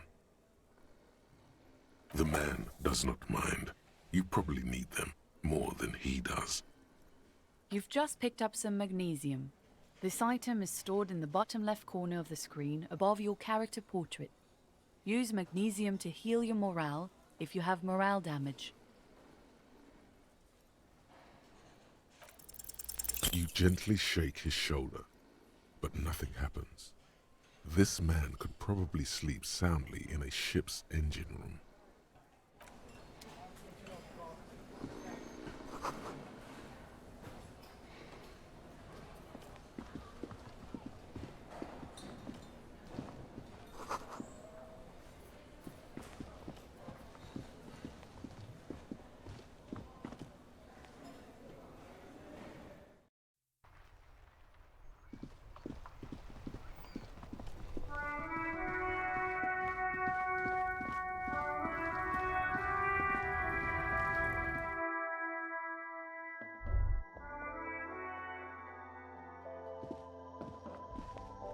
A colorful display of cigarettes and alcohol bottles line the shop wall, inviting you closer. There, in that dark green glass, all in vain, the great flowing river of warmth, wine, alcohol, beer, alcohol, love, alcohol.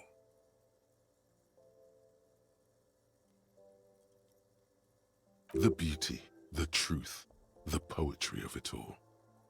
I'm obliged to inform you that both alcohol and cigarettes damage your health, but I guess you already know that. No, Frit only sells legal drugs, like the law says.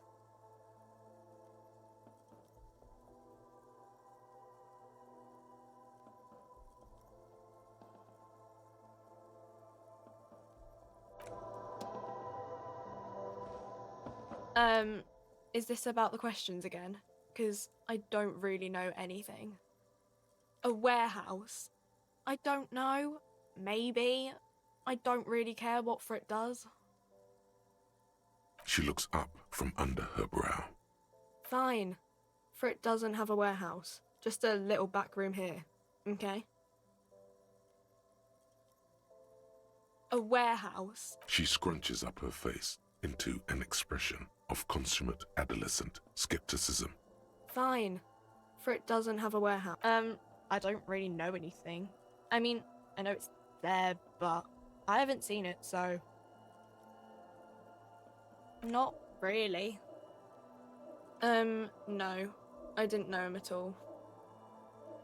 I don't know. No need to worry. It's just standard procedure for us to ask around. If you hear anything, let us know, okay? Okay. Uh-huh.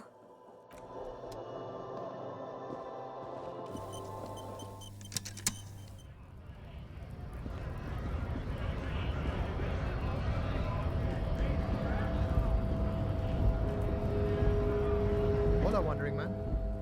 How can I help you?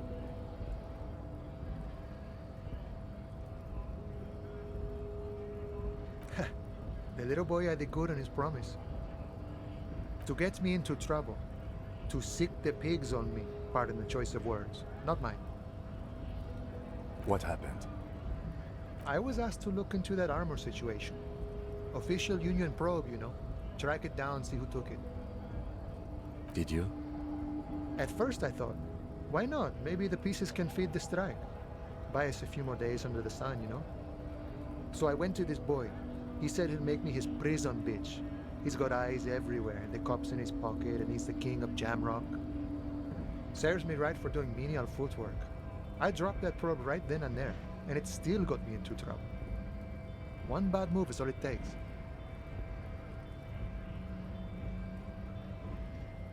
I learned that people don't want to talk to a drunk Union man about some armor. What else? Not much. Technical stuff mostly. That was the interesting part. I did some research into this armadura. Let's say I have friends at the library. I didn't get into the material science, just how it comes off. How does it come off? In parts. 4 in total. The helmet was the first to go. The kid says he tore it off and kicked it into the sea. I believe him. The boots were still on the guy last I saw. Too hard to remove. So, as I count, there are 2 parts missing. The gauntlets and the cuirass. This is where I left off. Too much hassle. More like a job for some militia.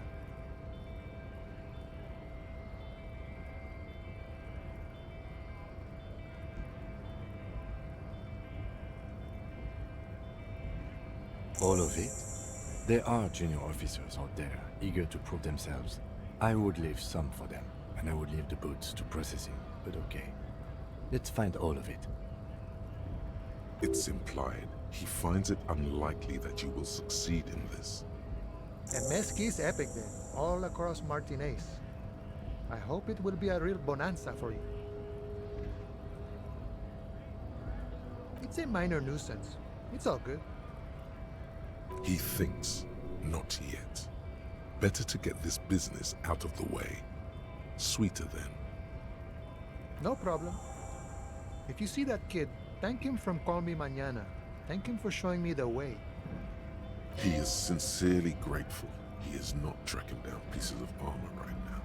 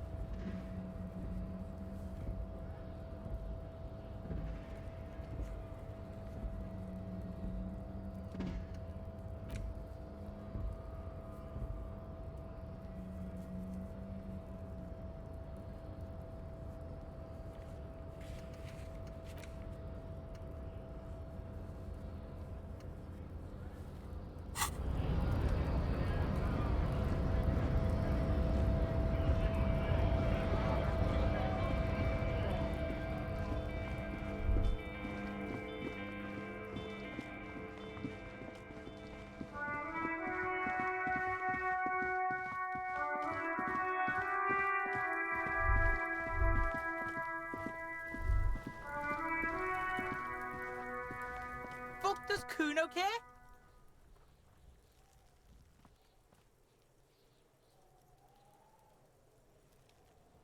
So?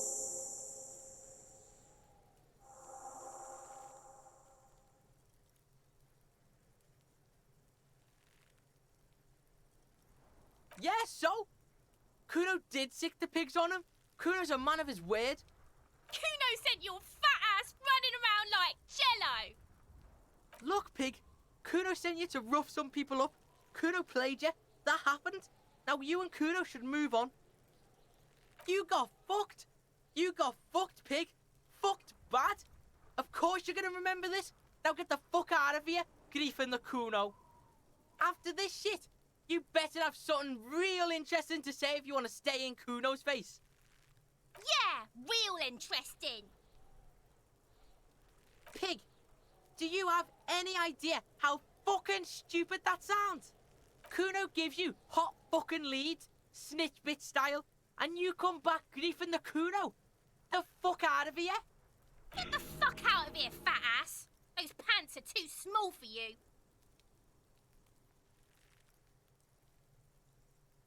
Kuno doesn't fucking care.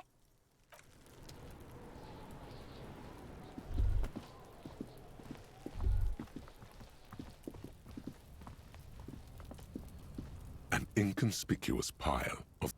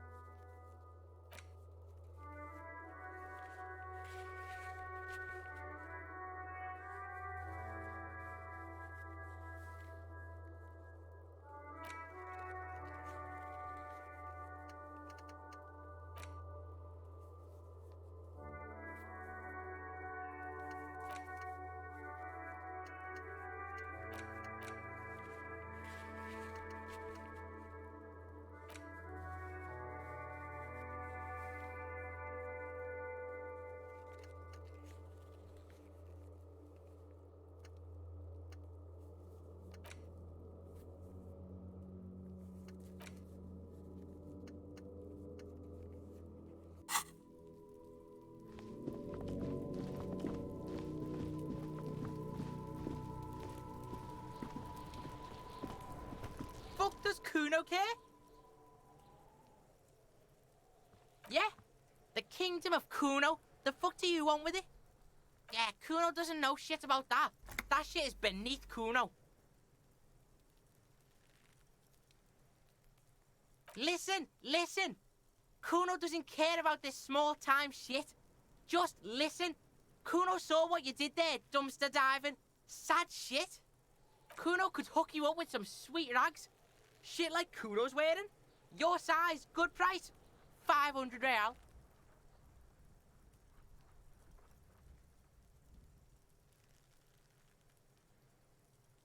Pig, these are found modulars. Liquid fit, performance crotch, urban survival shit. Made in Mirova by scientists. Pants scientists. Believe it, you need this shit. These could drastically improve your chances of survival in the urban wilderness. Coach Physical Instrument endorses these pants. They are tartan ready. They will also make you into an idiot.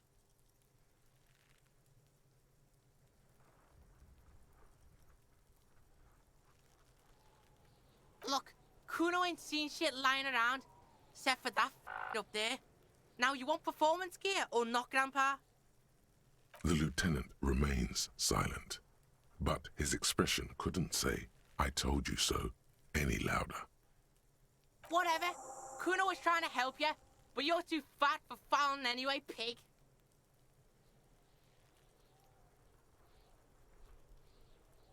The fuck? A mug in the trash? Is this about the fucking clothes again?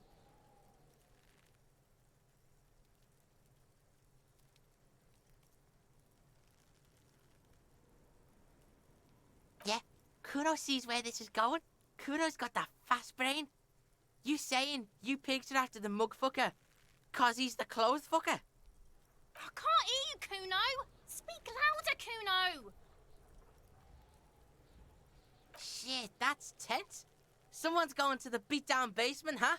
Mug guy gonna get tied to the radiator. Kuno doesn't know who put that shit in there. And if he did, he wouldn't squeal. But if you find out, maybe you can... Tell the Kuno who it was. He's curious. He likes putting two and two together here. Stop turning into a pig, Kuno. They're trying to get you hooked on the snitching. Get away from my Kuno. Yeah? Get your bacon shit away. Kuno doesn't like to be seen with the popo. Get your shit done and out of Kuno's face. Yeah, whatever. Kuno doesn't give a shit. The fuck about it?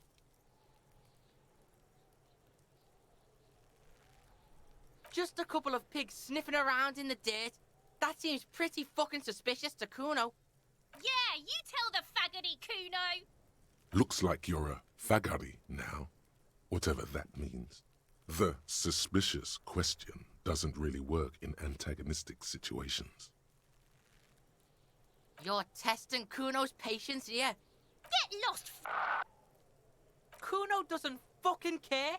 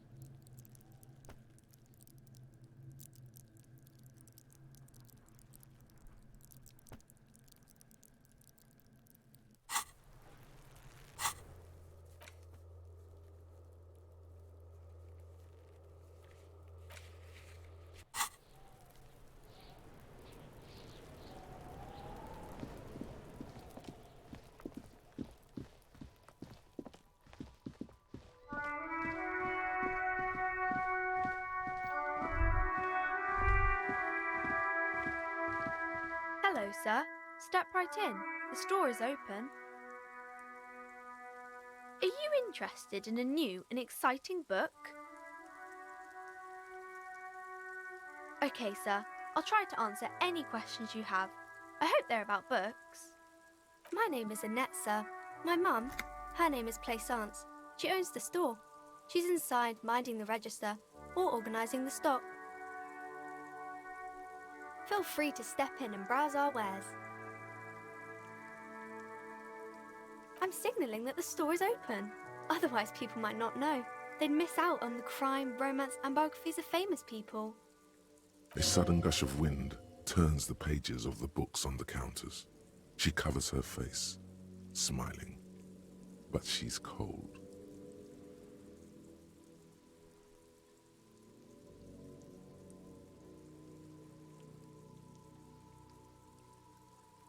Kind of you to offer, sir. What could you do to help her anyway? Oh, no, sir. I'm happy to help Mum by luring in customers. Besides, I have some hot juice in my vacuum bottle to keep warm.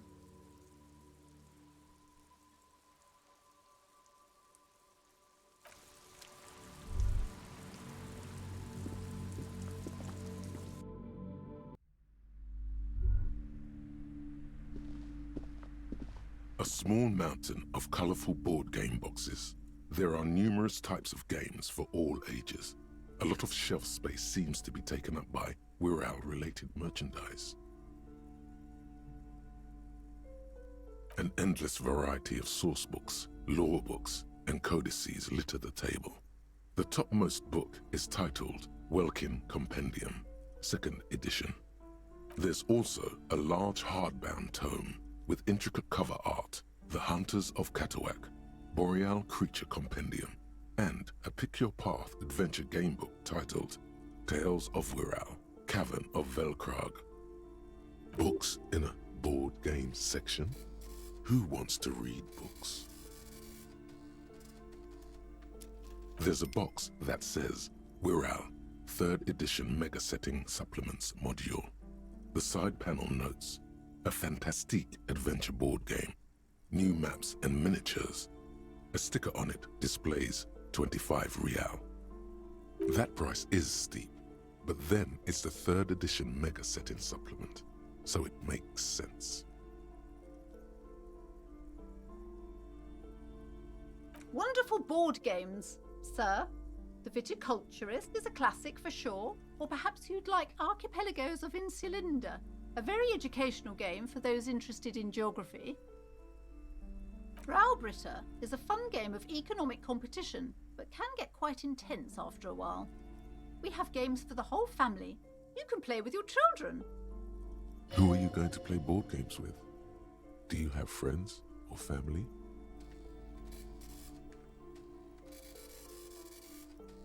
Are you actually friends, or just colleagues thrown together by circumstance?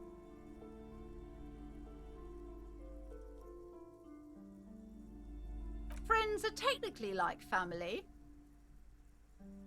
For playing with friends, I'd recommend Suzerainty.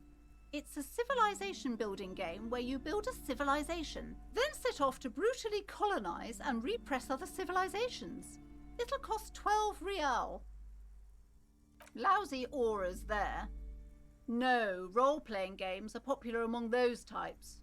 You know, who are into those kind of things. Personally, I don't like it. Not at all. I've heard they turn people into occult enthusiasts. That they have rituals where they try to summon entities.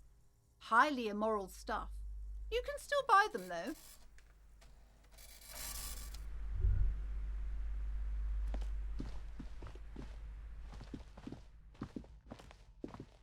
You see a set of tattered curtains blocking the way to another room.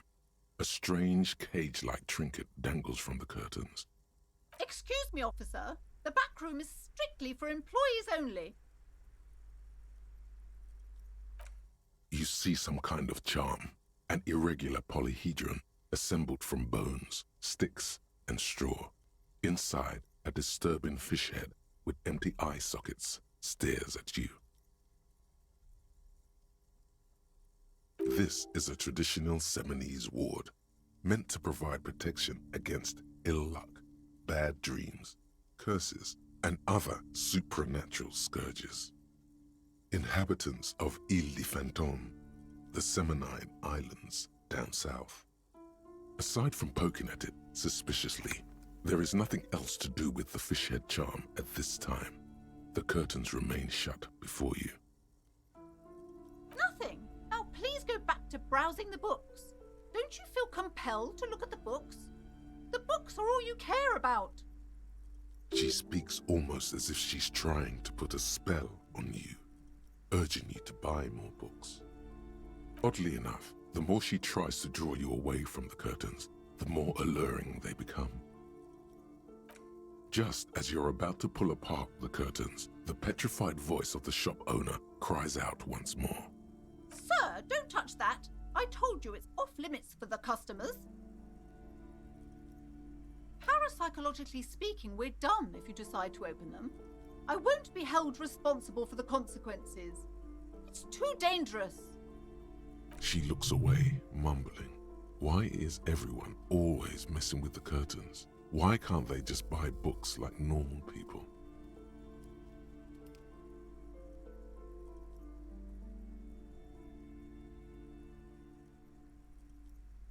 You do? My God, even more reasons not to mess with the curtains. Just step away, dear sir.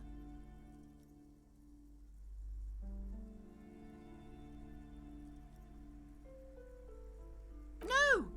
Please just talk to me, officer. Come here and let's talk this through before you decide to do anything extreme. Talking is always good.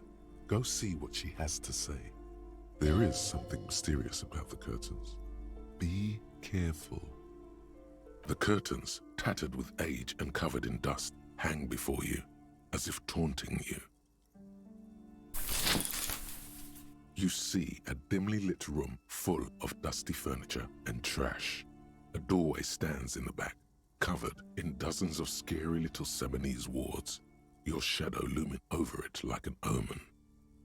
I warned you, you're unleashing forces beyond your understanding.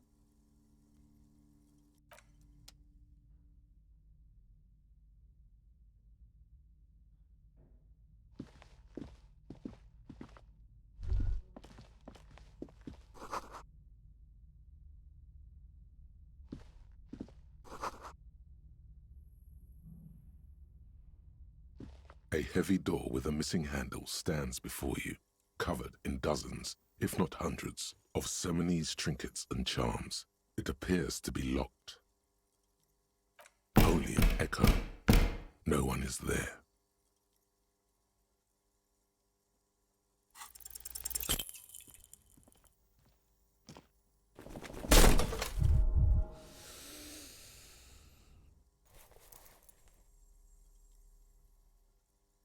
Ow, shoot. Whose moronic idea was it to just run through the door? Don't you know that things like that hurt?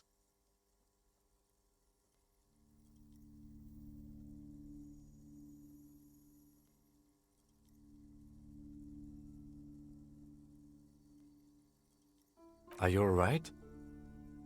This looked pretty intense and painful, I must admit. What is going on there? Are you really trying to break down the back door? I warn you, don't tempt the spirits, officer. Don't tempt the spirits or you'll damage the holy wards on the door. It barely looks like you've done any damage to the door, however. It's still locked and closed, covered in dozens of little charms and trinkets.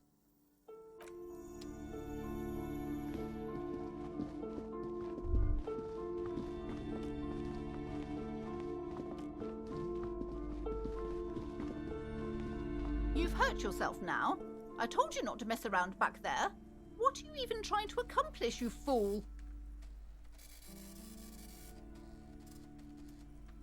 You're only making things worse. Stop it. Be compelled to look at the books. Go to them. Annette, yes, my daughter. I hope she wasn't slacking off again with her nose in science fiction. Tell me, Was she at her post, doing her job like a proper girl? Wonderful! Did you talk to her? Great! On a scale of 1 to 10, how compelled were you to buy books after talking with her? Her opinion of her daughter depends on how well she lured you into the store.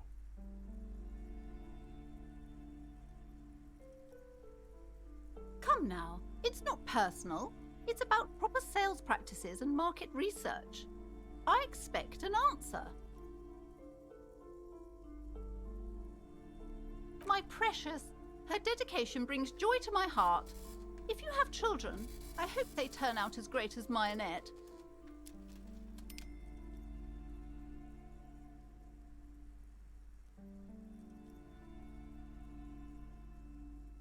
Mind your own business, sir. In our society, people don't get to tell each other how to raise their children. It's none of your or anyone's business. Denial is the way she copes with criticism. The woman before you scans the store, her shoulders rigid and tense. Every now and then, she nudges her glasses.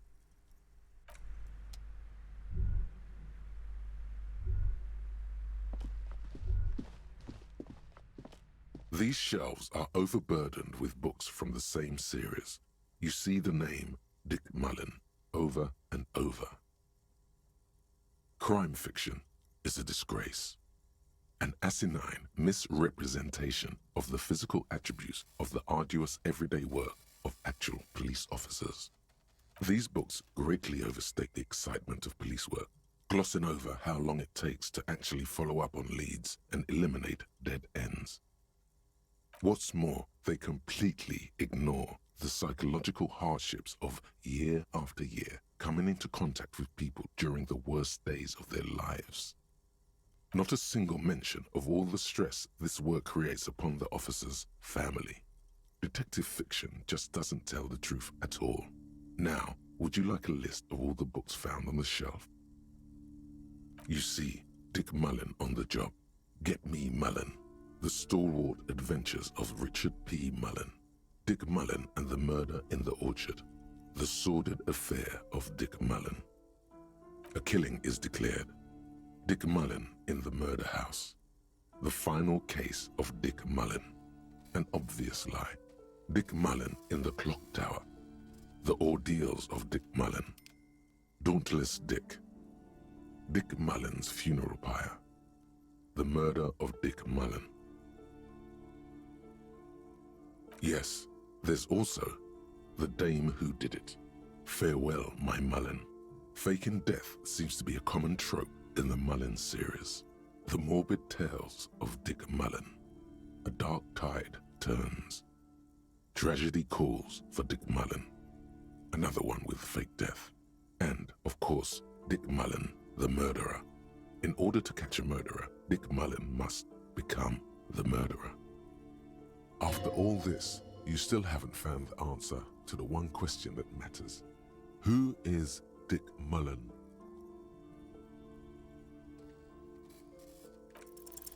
Your attempt to grasp at the answer fails. It seems very close by, pulsating just out of reach.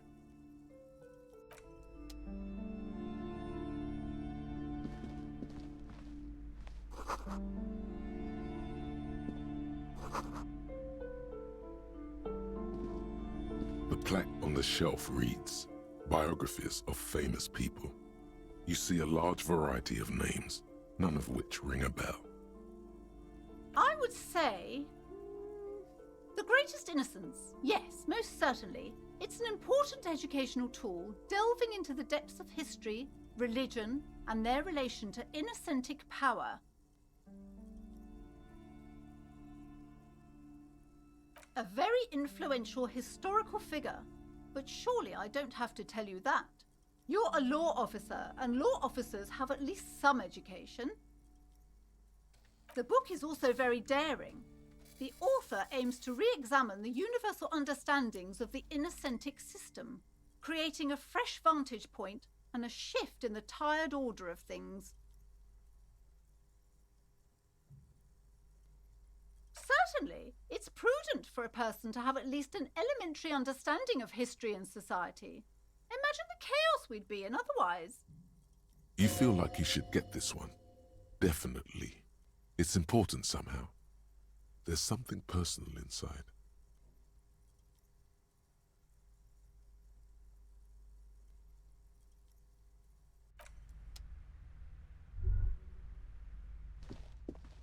Several maps have been attached to a bulletin board hidden inside the alcove. They're held up by small pins. The board has come loose from one corner. The maps look old and faded. Your eye catches a map of Insulinda, a map of Revachol, and a map of Martinez. The north coast of a verdant island is shattered by the delta of a river. It is the River Esperance. Countless bridges put the shards back together, connecting city blocks to river islands. La Delta says a great artificial heart in the center, teeming with life forms and construction. To the east, rolling hillsides, Le Jardin, Stella Marie, the suburbs of Saint-Baptiste, swallowed up into the megacity. They sound rich to you. This is Revachol East. Hudon, it's somewhere to live, not bad. Then there's Jamrock. It's bad. People shouldn't live there, but they do. Then Forberg. It's almost as bad, and much larger. Then Coal City. It's the worst.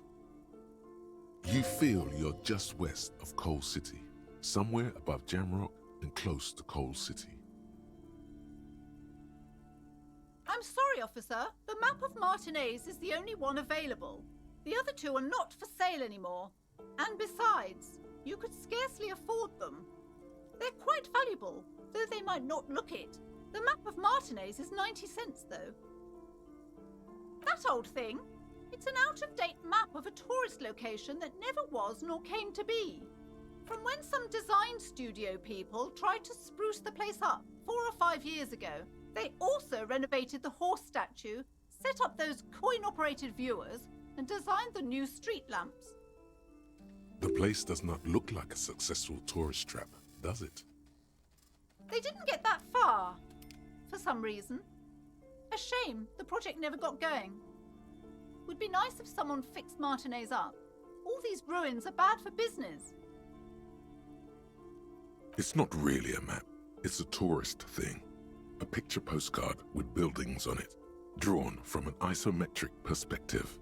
A date in the upper right corner says 48. Still, it's detailed. Could be pretty useful for scouting ahead. You see the jagged boxes of an industrial harbor, even the whirling in rags there.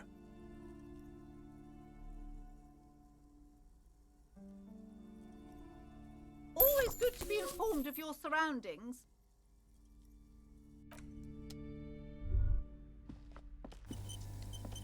This bookstore is not strictly about crime, romance, and biographies of famous people. There's also a wide range of paranatural literature. Amidst the various books, you find one written by someone named Matthias W. Dundas.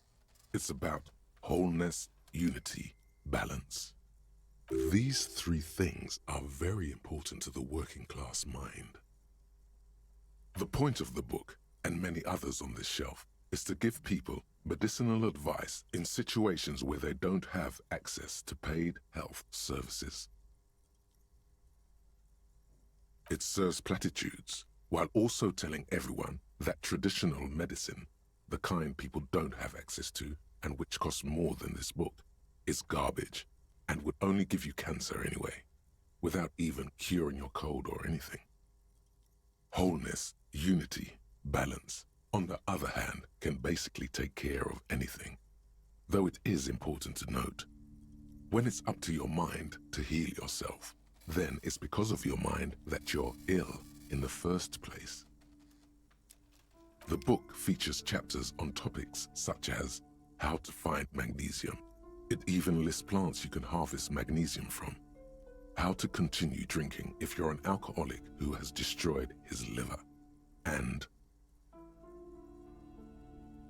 there's even a chapter on the ancient Seraïs tradition of using duck gallbladder, preservatives, to treat and prevent sexually transmitted diseases. Pre and post factum apply. Nothing worth buying. This is just mundane garbage. What's even paranatural about this?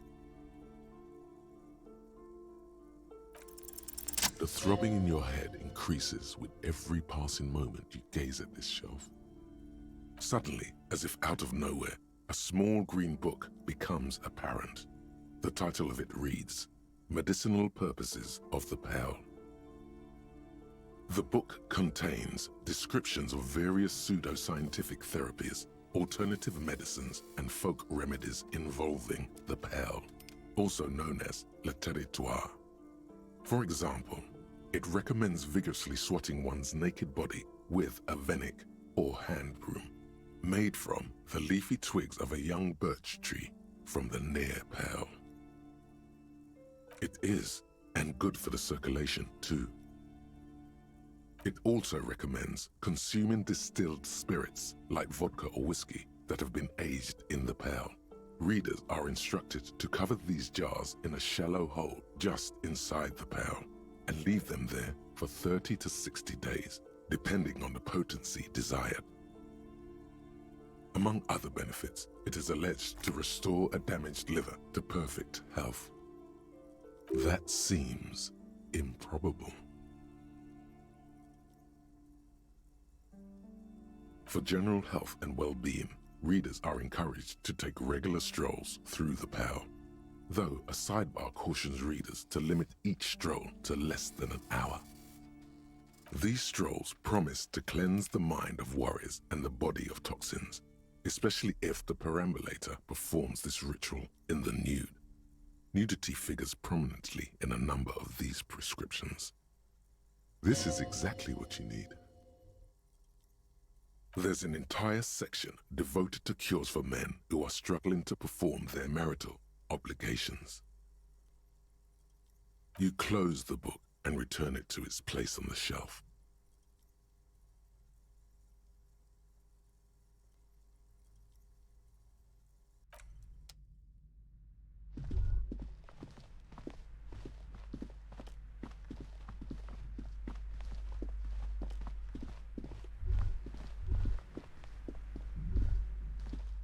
The display rack is brimming with worn paperbacks featuring an extremely muscular, sword-wielding barbarian on the cover.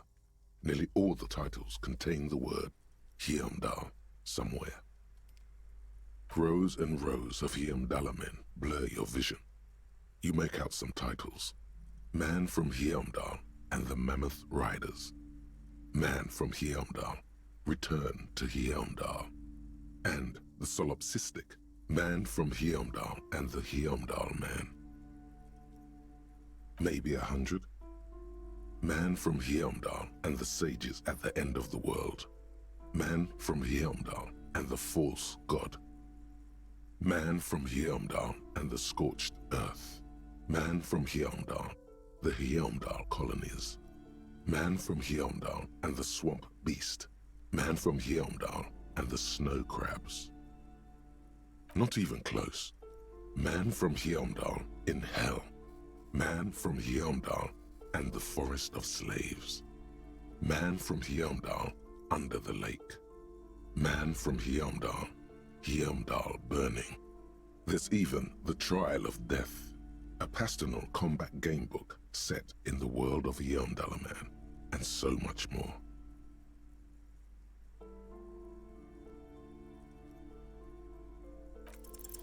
A twinge at the back of your head makes you flinch. Your eye starts twitching. Your hand reaches toward a book with glossy cover art of the very muscular Man from Heimdall in chains, kneeling in front of a staircase leading to a throne. A woman sits on the throne, leering at the man. She's laughing at him, belittling him. Between the throne and the Heimdall Man lies a bonfire, casting shadows on the wall. The shadow of the woman's headdress looks like a pair of devil horns. The title reads, Man from Heimdall and the Devil Woman. The display rack before you is burdened under piles of Man from Heimdall novels.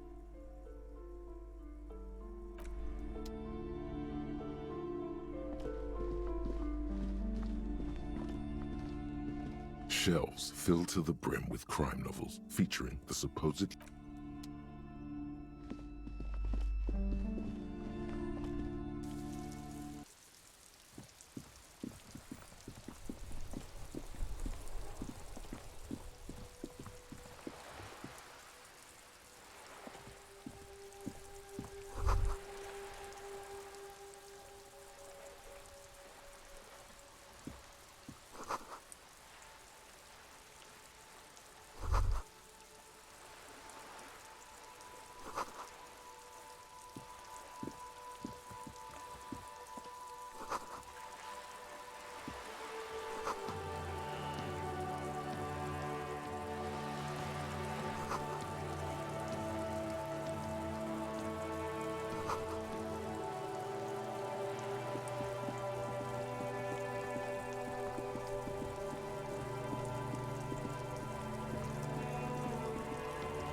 Inside, you see a set of steering levers, a radio microphone, a pull-out toolbox, and the soft glow of the fuel preheater gauge. A metallic drawer slides out from under the seat and clicks into place. The tools inside are neatly organized. Take what you need, officer. It's going to be a long case. I'm not protective of my tools, like some men are. He's clearly a little protective of his tools. But what can you do? Work is work.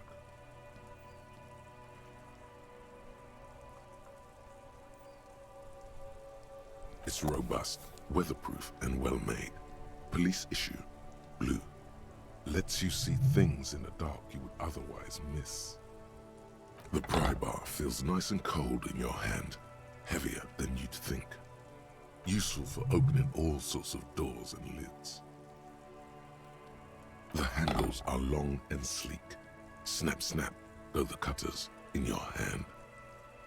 The pull-out toolbox slides back into its nest. Preheater gauge casts a warm glow on the steering levers and the radio on its hook.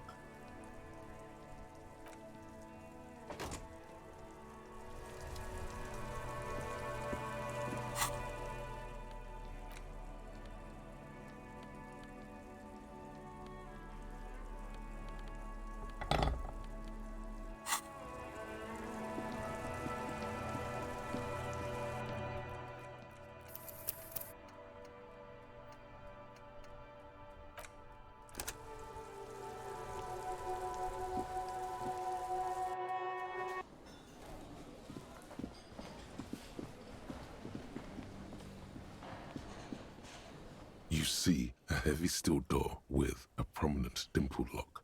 It's